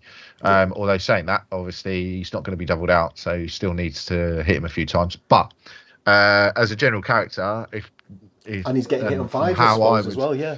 Yeah. Do you know what? The way that I would look at him as well is he's the type of character you're putting in a Reaver squad, and you're going off munching after squads, aren't you? You're going after tax squads. You're going into your standard squads that are there. That's what you want to be doing with him, quick and in and out. Yeah, and I think he's a good character. Like it combines well with the Legion rule, which is -1 strength when you get or perform a charge, which is like, well, that's good. Which I didn't even think of that either as well. Yeah, so he's effectively toughness 6 when receiving a charge. So even say like your fists, which will directly come into it with this being the campaign, is him versus the fist. Even your Solarite power gauntlets won't double him out, which is good. No. Yeah. So that's that. Legion Decurions, the tank commanders. So basically any tank can be upgraded with one of these for the points cost listed. It doesn't occupy a Force-Hog slot. So that means every tank we're going to see from now on is going to have a tank commander. It does say you need to model it with a tank commander on top. I can't. Oh yeah, because all of us model everything on every single model, and I know people are going to go, "Oh yeah, I do WYSIWYG everything." I want to see people's frag grenades when they start calling that. Yeah, and Max, your sponsors are on the roof, so anything. There's much bigger problems with my army than Well, I mean, like, my rapier carriage is a weapons teams, my Sakaran Arcus is a Calliope, and yeah, as you say, my sponsons are on the roof, are tow turrets. So yeah, tank commanders. First one, Decurion Defensor, 20 points. It can be put in Predators, Sakaran Punishers, Kratos. It's a nice list, especially the Kratos.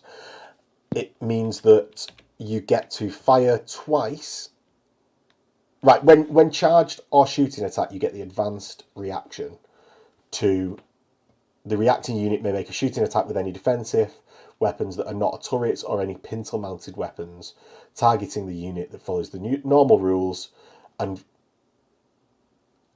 all the weapons that aren't pintle can fire twice. So I did get it right. I just didn't believe myself. I did remember it right. So yeah, I think it's quite good.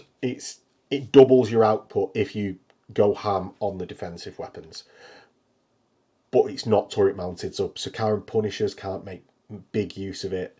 Kratos sort of can if you've gone Volkite heavy on them, but the turret can't really. I don't think this is the key one for generic Legion Decurion upgrades. So I've not read all of these, mainly because I barely take any tanks at the moment. I think the next one is going to change it. Yeah, I was going to say that it doesn't stick out as something I can see happening a lot. No, but Connor, the next one, Decurion Locus, 30 points. You can put it on the same list. It allows you, whenever targeted by any enemy unit that makes a shooting attack, once the active player has resolved everything, but before damage is like fully applied, may make a shooting attack following all the usual rules, except you can attack with all defensive and up to one battle weapon, and it's not specified not to be a turret. So that means my Kratos can fire its melter cannon turret, my Predators can fire their autocannon turrets, and I believe every tank in the game has now gone up by a standard 30 points unless it's a Rhino. And the model, this upgrade gains a Nuncio Vox as well. Yeah. And there's another bit, because I'm skim reading here, there's a bit that says +1 to all hit rolls. Yeah, so it's if you choose to attack with only a single battle weapon, so that's your turret, really, and no defensive weapons, you gain +1 to hit with that. So if you take, so say like my Predators, which are turret, autocannon, and sponson las cannons, if I choose to take only the turret autocannon, no las cannons on the side, only the heavy bolters, I'm going to then not choose to use the heavy bolters because they're crap, and I'm going to return fire with my turret, and I'm going to get +1 to hit. I think both options are actually really good. It keeps the Predator cheap if it's a Predator. The Punisher, you're going to do that, hitting on 2s then. I think this is where it is at for tanks. Yeah, you're right. Because immediately, like you just said, and the fact you can add it to any or all. Any tank. Yeah. I think this is now just standard, isn't it? Yeah. Because the big problem with tanks is that they can't react. And it's why I think we're starting to see more tanks in the game. It's something that we didn't see at the start of Heresy 2, at least in the circles around here, because everyone was like, tanks are rubbish, infantry are the best. And I think it follows. I think people have just got sick of playing like that. And I think this... I agree. The thing is, with Heresy 1, it got to the point where tanks were not king, but, you know, I'll give you an example. My fists list at the time had 2 Medusas in it. That was it. That straight away, every time. Every time. Yeah. And generally always, everyone had a Spartan, generally. And obviously the tanks don't have that same sort of survivability now. Yeah. Realistically. So, you know, we've played it. Like the threat of return fire is protection in itself. So that alone is quite nice. But yeah, I can see that every tank is almost going to sort of have this. It's a 30-point effectively. Yeah, I mean, generally, obviously, it's slightly different with yourself because I know that you run quite tank-heavy armies sometimes with some of your lists. But for the standard people that you see playing, where they're taking you know, a squad of predators or potentially Sicarian, which is the main ones I've seen. I haven't seen a Kratos too much, to be honest with you, Well, yet. I think but this will change that. It's 30 yeah, points for well, that's what I like mean. a 350 point tank is nothing, and it allows you to return fire with that melt cannon. Exactly that. I mean, look, I don't run any predators at all, but just looking at this, it makes me go, oh, that'd be quite a cool addition. Just three predators. Yeah, just three of them. Stick that in, or with 90 points additionally over the three, isn't it? So it's not a lot to be able to have them, and they've got, you know, they have got decent firepower. That's not the problem. It's like you said, the reaction and their survivability, but yeah, it's quite tidy. And then, funnily enough, it's the fist one. Well, no, it's not. It's the Sons of Horus one. Part of this reaction gain a bonus +1. Interesting. So I wonder if that's that. Maybe use Wall of Death. Oh, you mean your fists to get the ones onto sixes or whatever it is? Yeah. So fists anyway. They're tanks when they're using the auto weapons. So like the Predator auto cannons, get +1 to hit anyway. Does that mean you hit on 2s in that reaction? I'd probably, if I was fists, choose to just fire everything to hit. My finger slipped. Depends what you got. Depends what you got on it, but you get what I'm saying. Yeah. It's a nice little interaction, but I think this really brings tanks back into it, and I will enjoy seeing them again.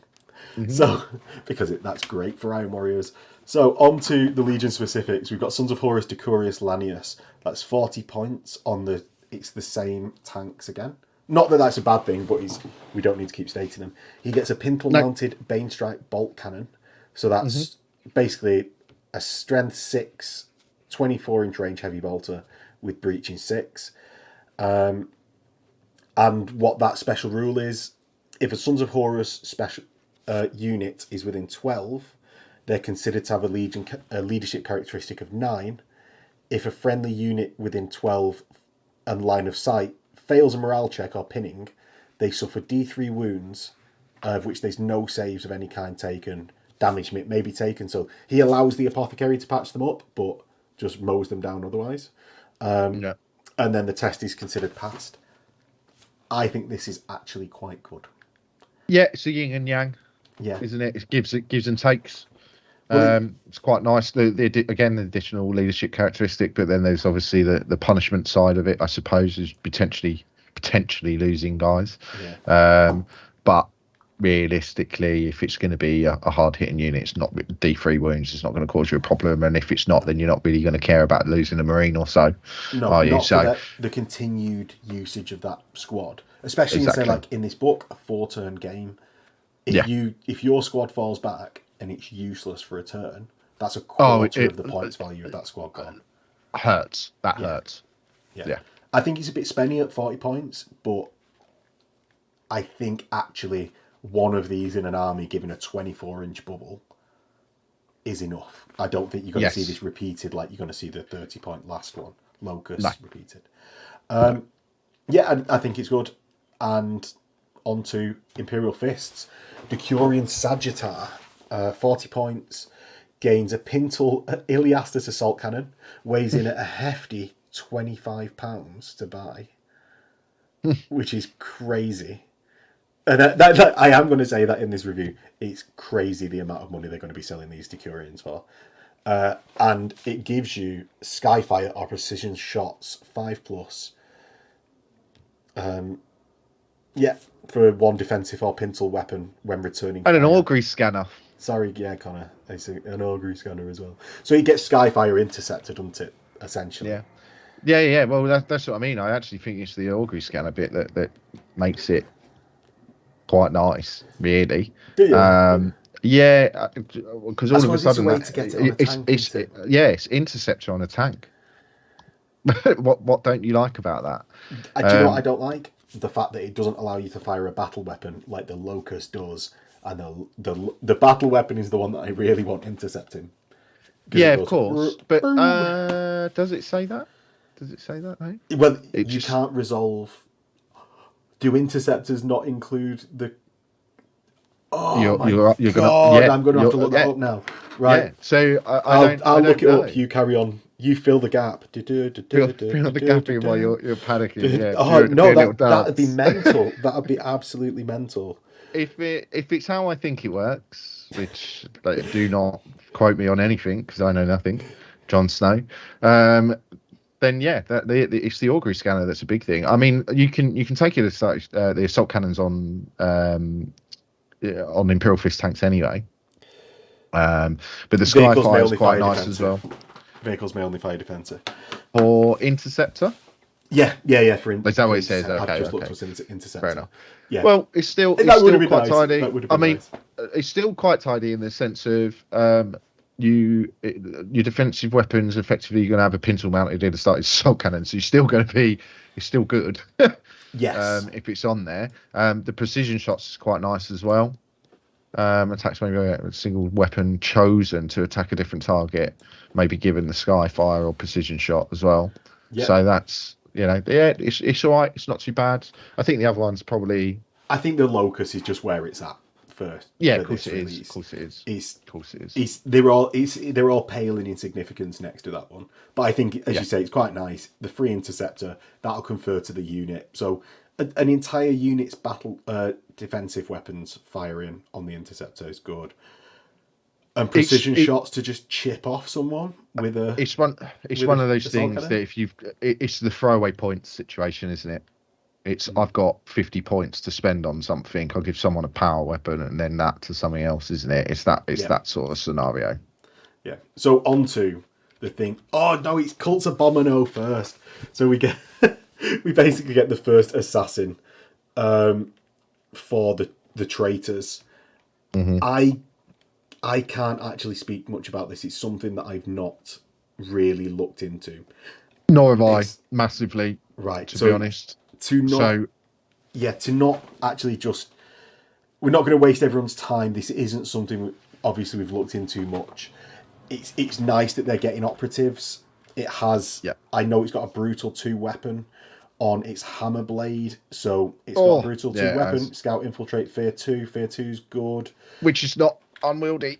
Yeah, it's exactly. So you're never going to choose any weapon other than that. It's going to go at its initiative. It's got a 4-up invuln.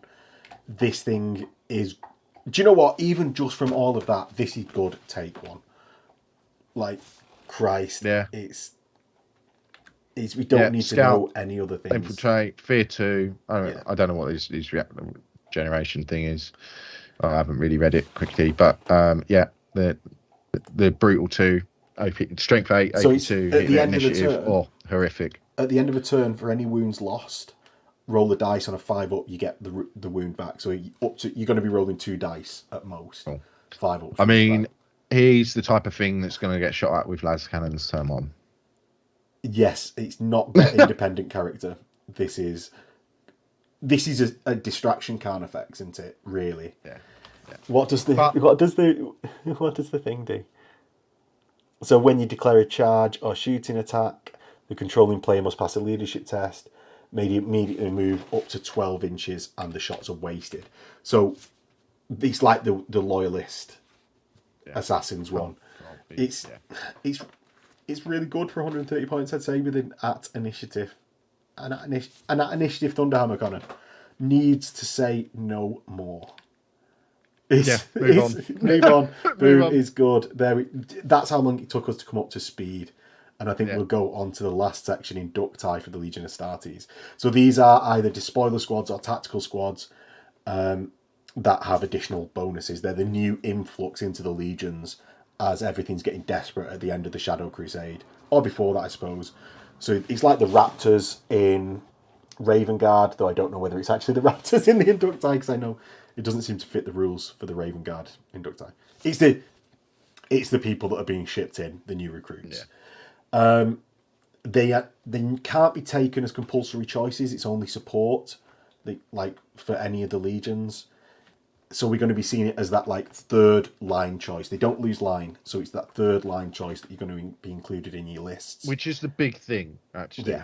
Because I think it makes it potentially for some of them. It makes it plausible. I must admit, when I first heard the Inklings, I did think to myself, oh, are they going to lose line, and so on. And then all of a sudden, there's a lot of them that you just go, oh, I'm not going to bother. But because scoring is king. But there's some that you still go, oh, I'm not going to bother. Oh, well, I'm sure there is. But yeah, but we'll get into that in a minute. But yeah, so it does make some of them a bit more interesting. Yeah, it spices up the norm, doesn't it?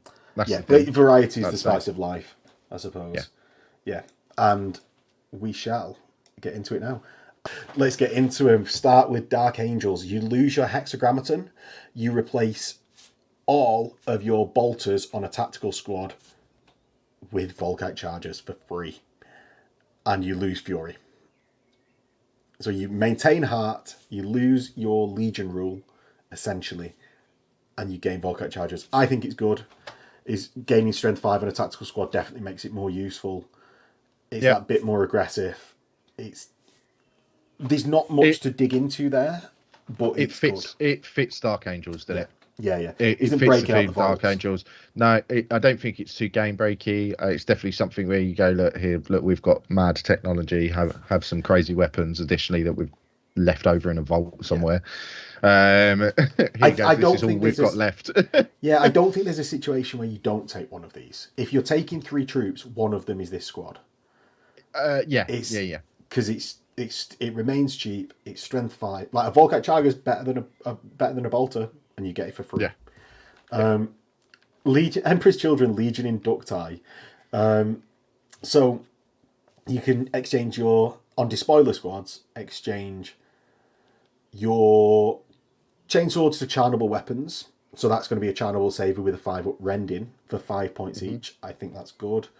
Yeah. You lose Heart of the Legion. You still line, but you gain Perfection Embodied. All models considered leadership characteristic for morale in shooting or pinning as 10. However, in the fight sub-phase, you counted as having lost the combat by 1 if it's a draw. I think this is incredibly good. Because you don't lose fight. Straight away, it's why wouldn't you take that? Yeah. You still got. I don't because it's Heart of the Legion different between loyalists and traitors. No, it's still the same. No, it's still the same because I know some of them are slightly changed. I don't understand why you do it. Heart of the Legion, especially for the spoiler squads, tactical squads. I'll be honest, I forget the rule all the time because it barely ever comes into play massively from those side of things. Well, I think it's not really that bad losing. I think it more will in these book missions because it's all victory points. But in standard missions.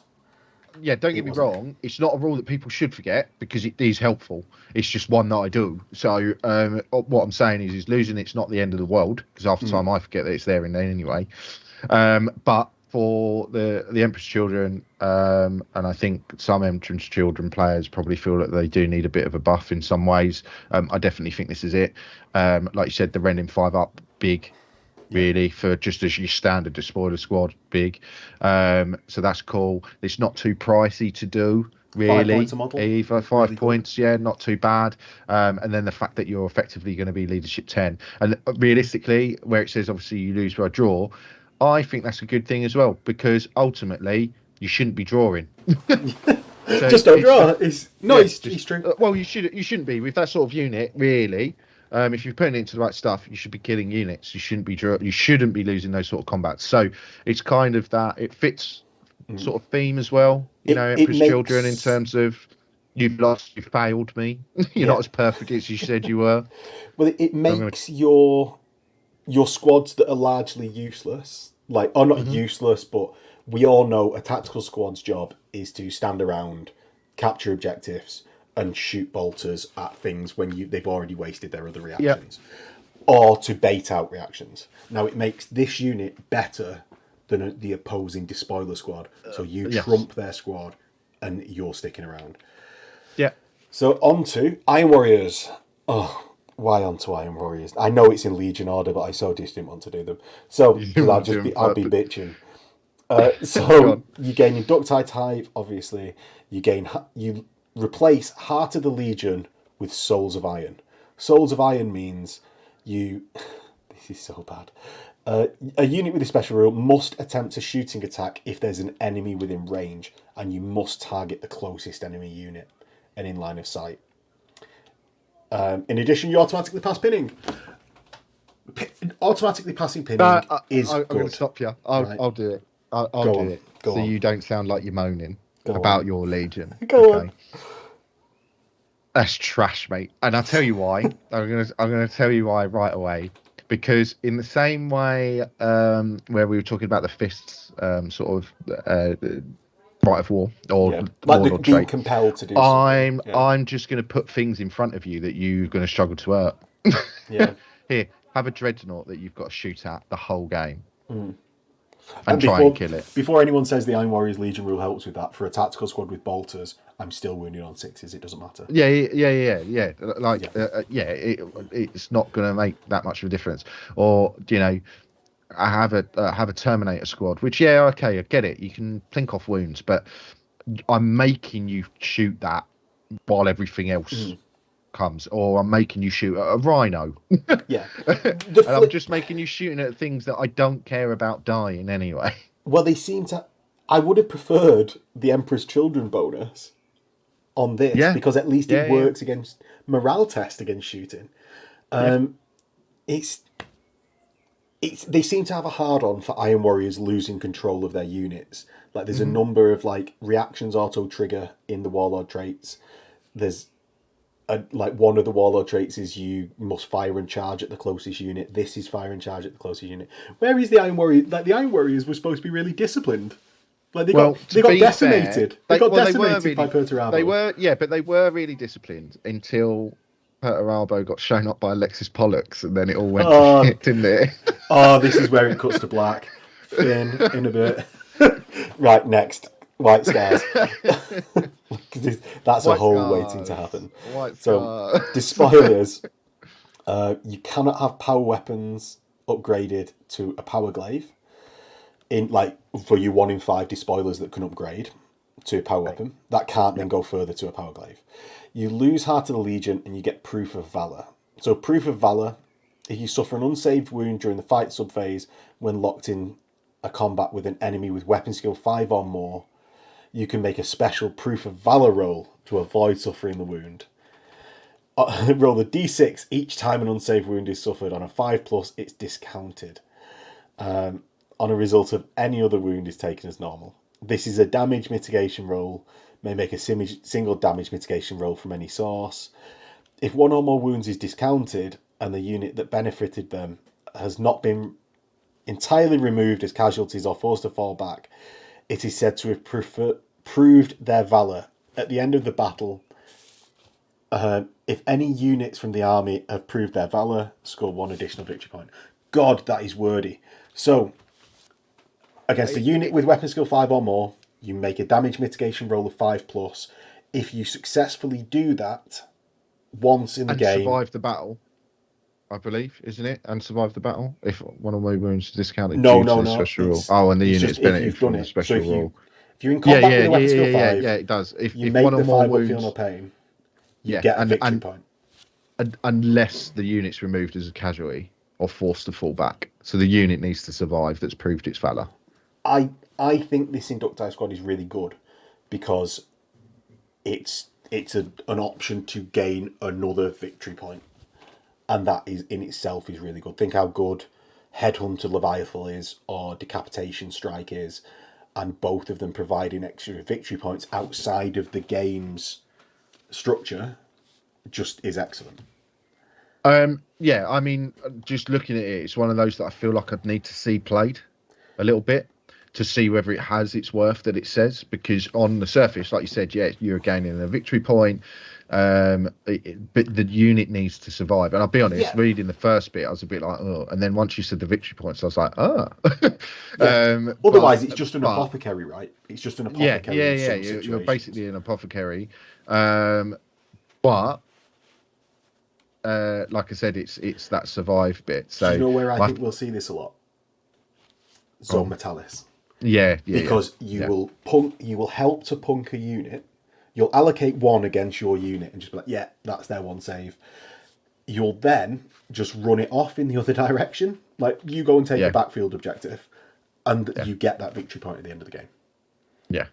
Yeah, ZM is where you'll see a lot of that, I think. Yeah. It's all right. It's all right on the surface, but it is one that I feel like I'd need to see play out a few Situational, but times. it's not costing you any more points. No. So It is situational, but it's broadly situational. Yeah, if that makes sense. I think it's always worth chancing your arm with it. Yeah. Yeah. It was. You might as well take one. That's the way I'm looking at it. Like you said, same as before, same as what you were saying with the Dark Angels. You might as well take one. Yeah. Why not? So Space Wolves. Now this has been a bit contentious on the Space Wolf group on Facebook. It's a despoiler squad, and it can get chain swords to chain axes for 1 point. You gain headstrong, so you've got to declare a charge if you can, but you add 2 to that result. So that means your Space Wolves are moving 7, running, and then being able to charge, so they're going 11 plus their 2d6 charge plus 2 to that charge roll, capping at 12. I think that is really, really good. Yeah. But then... Sorry, go on. No, go on. So the contentious bit has been Grey Slayers get their power axes or Fenrisian axes that are +1 strength. They can run and charge and stuff, and they get a shield at the same time. So it's a balance. Do I take a shield, or do you take this +2 to the charge? A Grey Slayer's troop choices as well. Yeah, they're the compulsory troops for Space Wolves. Well, then why don't you just take both? What's the problem?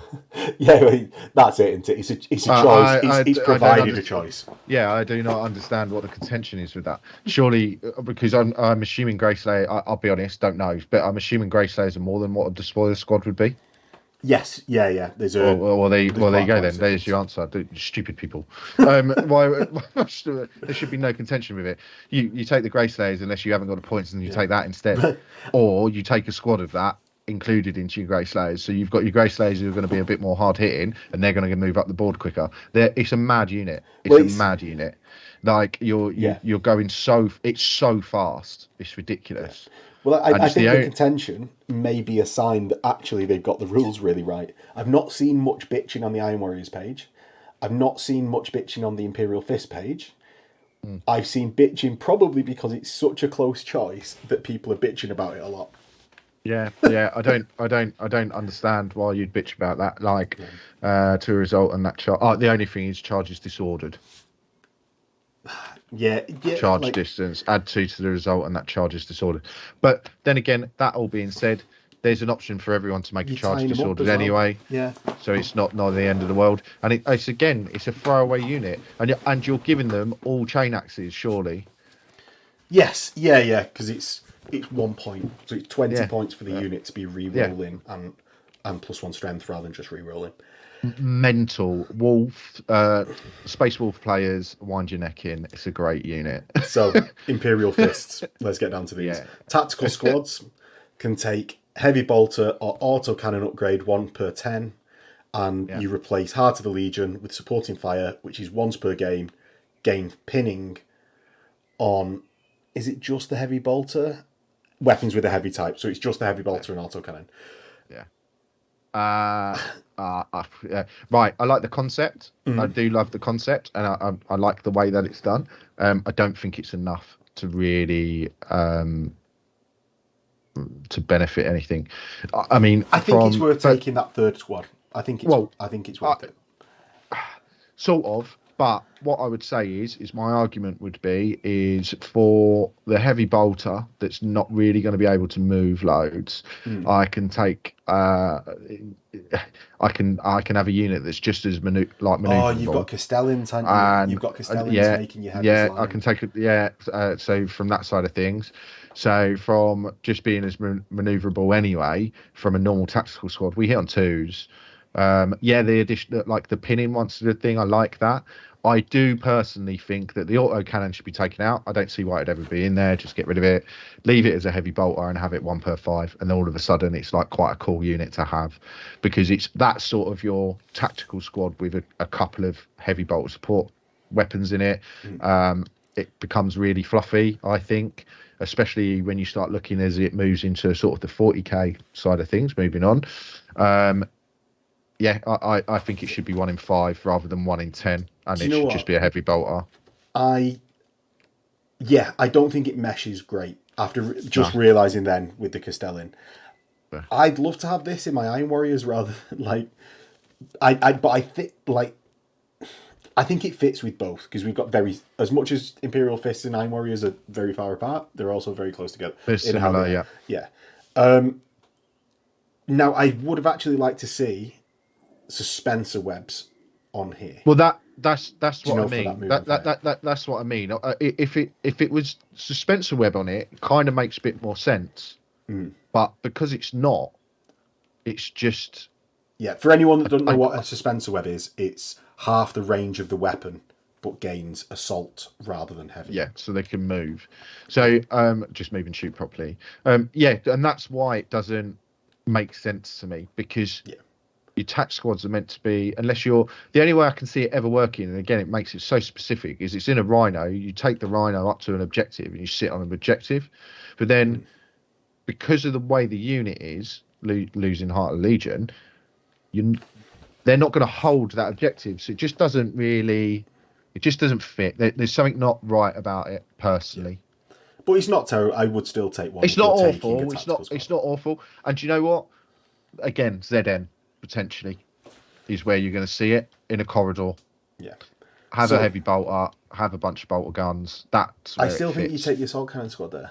It's because it's still line. So Night Lords, Legion Inductii, you are despoilers. Everyone gains a killer's blade at no additional cost. That's breaching 6+ on your melee. And you replace Heart of the Legion with Unscrupulous Murderers, which is basically Gangbang, the challenge character. Just real quickly as well, the spoiler sergeant in the unit is modified to character leadership 7, which is big change. I've not seen. No, there's not. There's no modification. Space Wolves replace. Space Wolves just within it. They basically lose their sergeant. Yeah. And the sergeant in this Night Lords becomes leadership 7. Yeah. Good spot. Yeah. So you can select, at the start of initiative step 10, you can select 2 other models if your sergeant is involved in the challenge. Roll a d6 for each model selected. On a 2+, you can resolve its attacks during this step only against the model within the challenge. So basically, your sergeant plus 2 dudes, and the 2 dudes can resolve at initiative step 10 into the challenge. I think it's quite cool. It's quite nice. Quite fluffy, isn't it? It's fluffy. Yeah. It's good in terms of not fighting a fair fight. Yeah, I suppose. The weapons are quite nice. With the breaching 6 as well, gives them a bit of AP2 potential, which is nice. We like that. The characteristic going down to 7 is quite big, but again, kind of fluffy, I suppose. Yeah. So kind of works. Yeah, not too bad. Here's not too bad. Quite like it. If you get a 1 on your 2+, you resolve your attacks against your own unit. Which is it's just a thing. It's just a thing. Blood Angels. Shall we go on to them? Yep. No changes to Sergeant. Legion Despoilers. Replace Spite with Revenants of the Revenant Legion. May not make sweeping advances. In addition, any models with this special rule wins a combat. What's it? If a unit that includes any models with this special rule wins a combat, and all enemy units that were locked in combat with fall back or entirely removed as casualties, gain Fear 1. Oh, so if you win a combat and everyone falls back or are killed, you gain Fear 1. But you already have to have won that combat. Wins a combat and all enemy units that it was locked in combat with fall back or are entirely removed. Yeah. Oh, as a casualty. Okay. Right, okay, gotcha. Sorry, I read that as if you win a combat, they just get removed. No, that's what I was. That's why. Yeah, that's why you read it. Yeah, not too bad. Well, I prefer Spite, which is if you've killed if there's no characters in the unit, you gain an additional attack on the charge. I prefer Spite than that because it gives you a bonus to the initial impact, rather than already having to have done something. Yeah, so I get that in terms of that side of things, but it's I think it's it's a double-edged sword on this personally because it's situational. Yeah, it's great if they haven't got a character in it, Mm. but if they have, then you don't really gain anything. And this is kind of the opposite way round, which is if they have got a character in it, well, you kill it, and then your unit gains fear 1 until the end of the battle. Yeah. So the end of the battle, Yeah, you're right. You're right. It's and then that fear 1 is going to be repetitive, effectively, isn't it? Going into your next combat, your non-combat doesn't remove this character. Then all models in the unit gain the fear know, 1 it's a- special rule. it's a I was just weirdly wondering whether written- it stacks. no, because you'd only gain fear 1. Yeah, that's what I was wondering. I was just wondering. Yeah. Yeah. So Cool. right. So it's not too bad. It's all right. 6 to 1 don't after the mind other. it. Yeah. It's an okay, quite plausible in my eyes. Iron Hands. No. They gain heavy on tactical squads. This is on tactical squads. May take 1 Phosphex vet bomb for 10 points on the sergeant. Of course. Pretty cool. Must replace Fury of the Legion with forbidden augmentations. So at the start of each controlling player's turn, at the before the movement phase, roll a dice.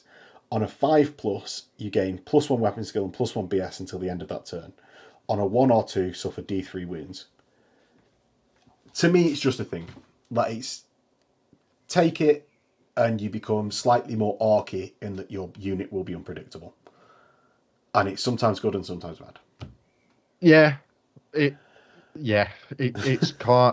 not bad. It's not good. It's one of those where it's like, Because it's unreliable. It's not even that. It's more because they gain heavy, right? They're not moving as far, right, straight away, which is a bit of a pain. yeah. If they didn't gain the heavy and then you had that option, I think fair enough. A little bit, because you're taking that gamble to get into combat. But the fact they're gaining heavy there says to me that you're not really going to be able to you're not going to be trying to charge them into things. So the +1 weapon skill, ballistic skill. Plus, it's just a tactical squad, so I don't really know. The ballistic skill seems a bit pointless. Said the Imperial Fist player. So on to World Eaters. Yeah, but it's different. I wasn't going to Because give you it's a chance to gamble. reply there, Connor. No. I know you wasn't, but I'm going to answer anyway. It's because it's a gamble. That's why. Yeah. It's different. It's to me. Yeah. No, I agree with you. It's like the yeah. I don't think the D3 wounds is worth the rest of it. That's what I'm saying. I think You the don't fact think it's that you worth can taking that. Yeah. To be fair, you still get a save. It's AP dash. Yeah, you do, but I just and I suppose it's only on the 1 or 2, but This is another type one like Space Wars where it's actually it's so only on the roll of a 5 up, isn't it, that you gain that. So it's basically you lose something, there's a nothing, and then you gain. So yeah, it's just not worth it. Yeah. So Legion Inductii World Eaters. There's no modification to the characteristic, unit composition, unit subtype. You gain Inductii like everyone else. A unit modified must replace Heart of the Legion with Ravening Madmen. So that is, you always get hit on 3s, but you can't. But basically, it's 1 step harder to wound you. Yeah.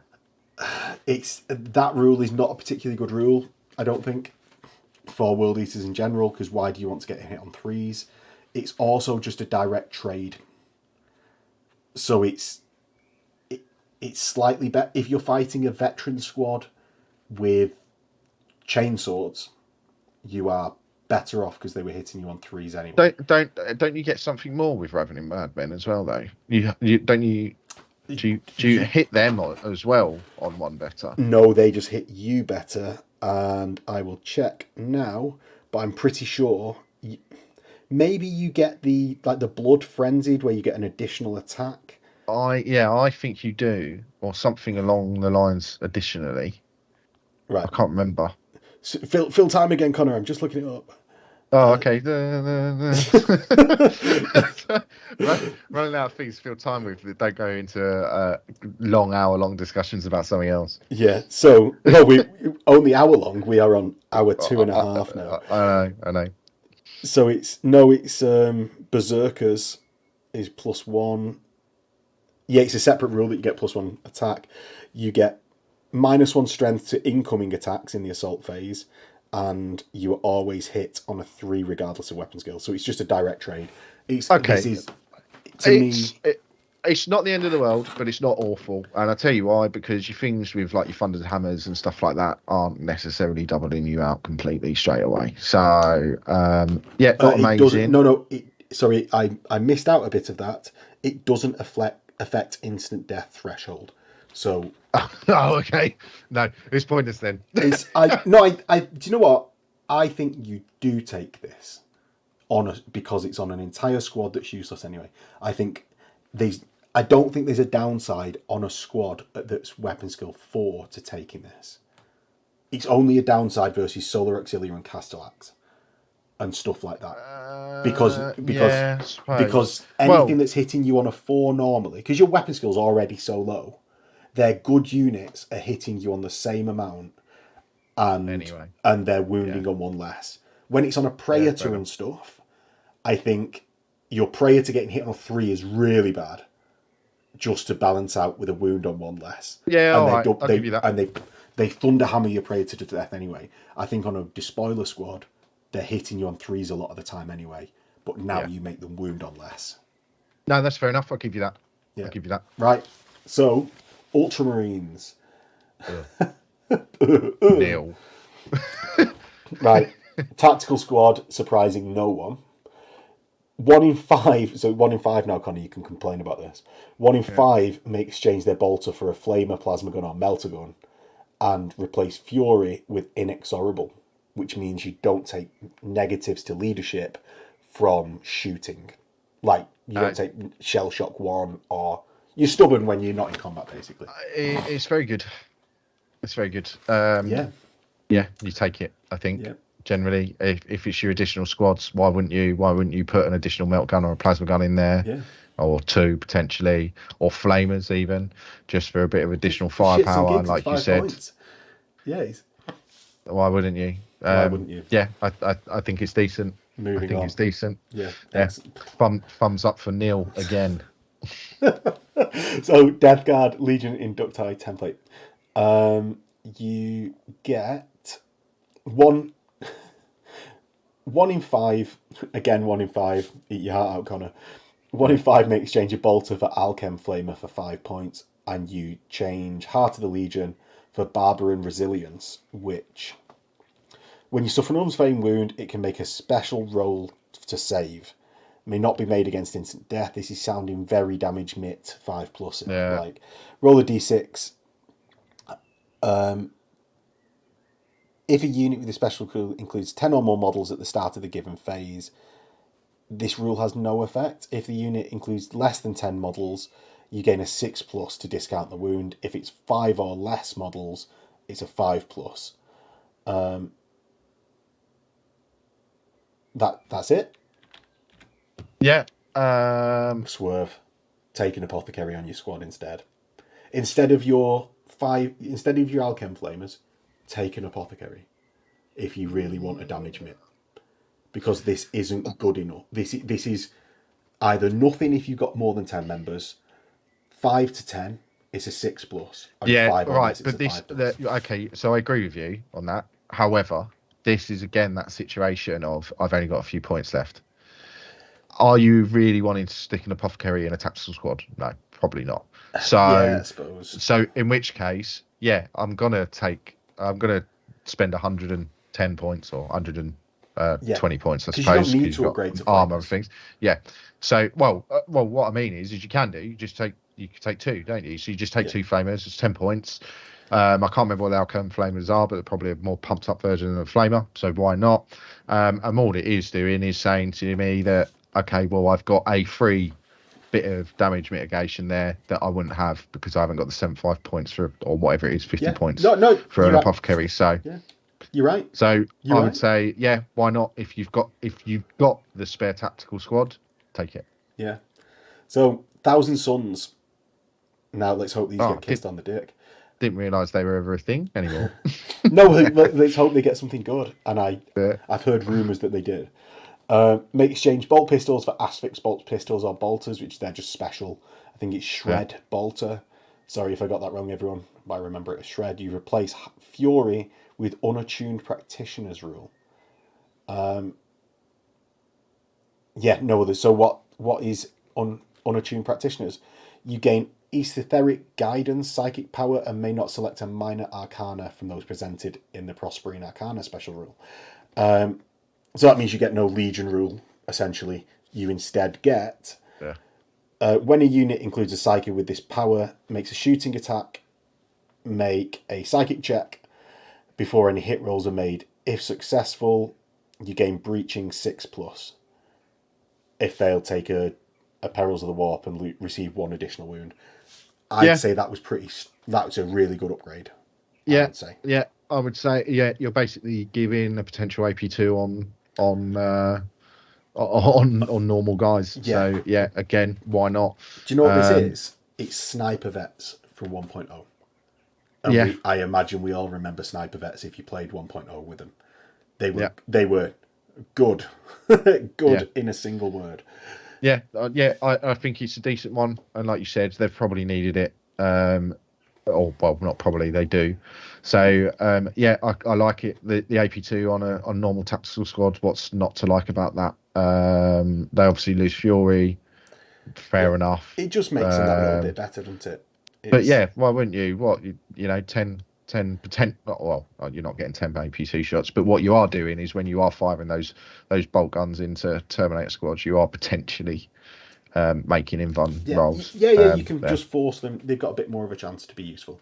I got it wrong as well. You can't change for bolt pistols or asphyx bolters, so you can't gain Shred.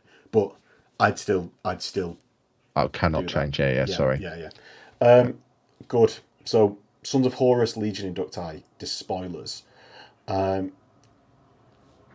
They replace chain swords for chain axes, 1 point a model. That's pretty good. Creed of Brutality instead of Spite. So that's if a unit includes one or more models, one model with this special rule has any models within 6 inches of a friendly model with Sons of Horus that is weapon skill 5 or more, you gain Rampage 1 and Furious Charge 1. So that's +1 strength. And Rampage is plus D3 or +1 attack if you're outnumbered. Yeah, you take it, I think, on the face of it. Yeah. Why wouldn't you? Again, the way I look at it, why wouldn't you? They're going to be in support of your stronger units anyway, most likely. So there's a good chance you're going to be within 6 inches. Makes it all a bit more scary as well, and quite narrative, I suppose. You're going to have your main unit in the middle, and then potentially one of these either side, which is quite cool. I think it works well with Black Reaving. So yeah, but it works in with the campaign potentially as well, and the new character. Yeah. Like he's in that sense. So yeah, Furious Charge, nice. Rampage, yeah, we like. I assume that the spoilers can't take a chain axe. I assume normally they can. Yeah. They can. Oh no, sorry. So no, I was thinking Reavers. No, they can't. Yeah. So in which case, you've now got the spoilers all with chain axes, which again for a point, it's a yes from me. And it's a yes from me. Word bearers, and we got. Oh, is this the last one? No, I've missed out Raven Guard and stuff. We'll just have to. Raven Guard, Alpha Legion, Salamanders. It's all right. 4 more. Yeah. So, I mean, I've missed out the image. Page. Anyway, so you get Despoiler squads for word bearers, and replace Hearts of the Legion with empty vessels, and you can only take them on traitors. Surprising no one. At the end of a game turn, the controlling player rolls a d6 for each unit that does not have the corrupted unit subtype. On a 1, add 1 to the result if any enemy units were destroyed as a result of an attack or sweeping advance made by that unit during the game turn. Add 1 to the result if the enemy warlord has been destroyed during the battle. On a 5+, that unit suffers d3 wounds and gains corrupted and furious charge 1. At the end of each game turn. Right, yeah. So basically, you have a unit with this special rule, which is this Inductii unit. Yeah. You roll a dice at the end of the game turn. Add 1 if this unit killed another unit or swept them. And add 1 if the enemy warlord has been destroyed. On a 5+, take D3 wounds that you can make saves against, gain corrupted and furious charge 1. That's quite a complicated interplay of a rule. It's one of the right. It's all right. I don't mind it. It's one of these rules that people are going to forget. Yeah, well, it's because, just like a you bit said, too it's complicated. Sorry. It's just a bit too complicated, isn't it? Yeah, well, it's one of those ones that it's an additional thing to remember. I know this is not a dig at all, because we obviously want things like this. But once you start stacking rules upon rules upon rules upon rules, it gets to a point where, someone's going to, yes, all right, if that's the last combat of a game turn, fine. But if it's not, you'll forget it. If it's the first one, people will go, I don't remember what they did, potentially. Yeah. But yeah, adding Furious Charge, I don't remember what the Corrupted so does Corrupted for them, but gives you Fear 1, immunity to the effects of Fear, automatically pass regroup tests, and cannot choose to fail morale due to our weapons are useless. In which case, it's quite tidy. Yeah, if you fail a morale check, it does not fall back. Instead, you suffer D3 automatic wounds with no saves or mit allowed. I think you take this because that is good, because Corrupted is good and Furious Charge is good. Furious Charge, decent. It's just as you said, especially complicated. Especially on Despoiler Squad. I was thinking that across the board, and that was me being stupid, I suppose. If it's only on your Despoiler Squad, isn't it? So you're going to remember what that's done. So, I think, again, you take that. Yeah. So, Salamanders, Legion Inductii, you get... The Despoiler Sergeant increases weapon skill to 5. That's good already. Mad. One Despoiler, for every 10 models, 1 in 10, may change their chainsword for a Dragon's Breath Flamer, which is a +1 strength flamer, or a Melter Gun. That's good. And they replace Spite of the Legion with War Gear of Heroes. A controlling player of a model with this special rule may reroll all failed to hit rolls of 1 for attacks made with the model with the melee weapon. Whoa, I said that terribly. Basically, reroll 1s with melee weapons. You take it. Yes. Just I like it. End of. You take it. That weapon skill up to 5 is mental, by the way, straight away. Yeah. In challenges, because you get hit on 5s. Well, yeah, it just means that your sergeant's outdoing other sergeants, doesn't it? Straight away. If you're putting this if you want to put them in this Inductii squad against the other Inductii squads, straight away this sergeant's doing a lot more. And then the reroll, is it the controller power of a model with this special, which will be all of them. So so you're basically just re-rolling ones so you're kind of in a weird way getting a half a free chaplain, if that makes sense. Re-rolling all your ones to hit. You take it immediately.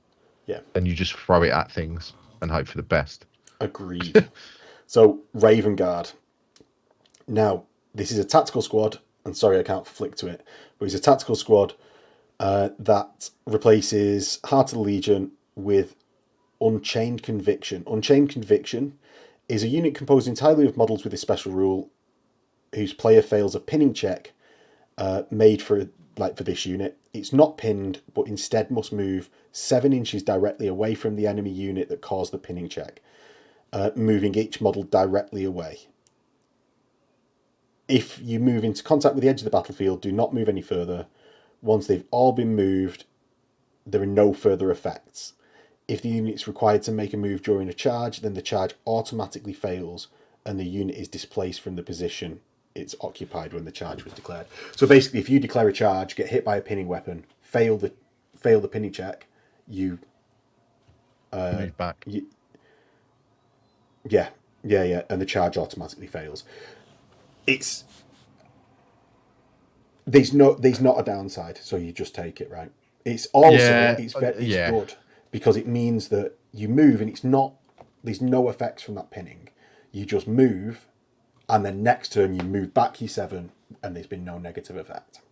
Yeah, obviously we've got Raven Guard players in our group, and I know some of them were saying, it's a move, so you could sort of just move, but it does specifically state in that, unless I'm reading it wrong, that you move directly away from the unit that's shot at directly you. away. So you'd have to move directly away from whatever unit has fired at you, which I suppose can have its benefits and unbenefits with that. I think again, it's that same thing. If you've got a Legion tactical squad for your Raven Guard, which I doubt many do, then you take it, I think, because as I said, the only thing I'd say is that it's just on pinning. I think it would have been better if it was like leadership, like if you had to take a leadership test rather than running away, you move directly away. So it's just any leadership.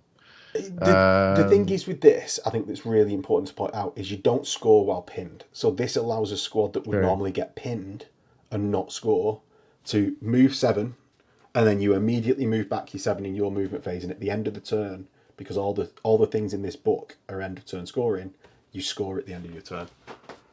Yeah, that's like you said.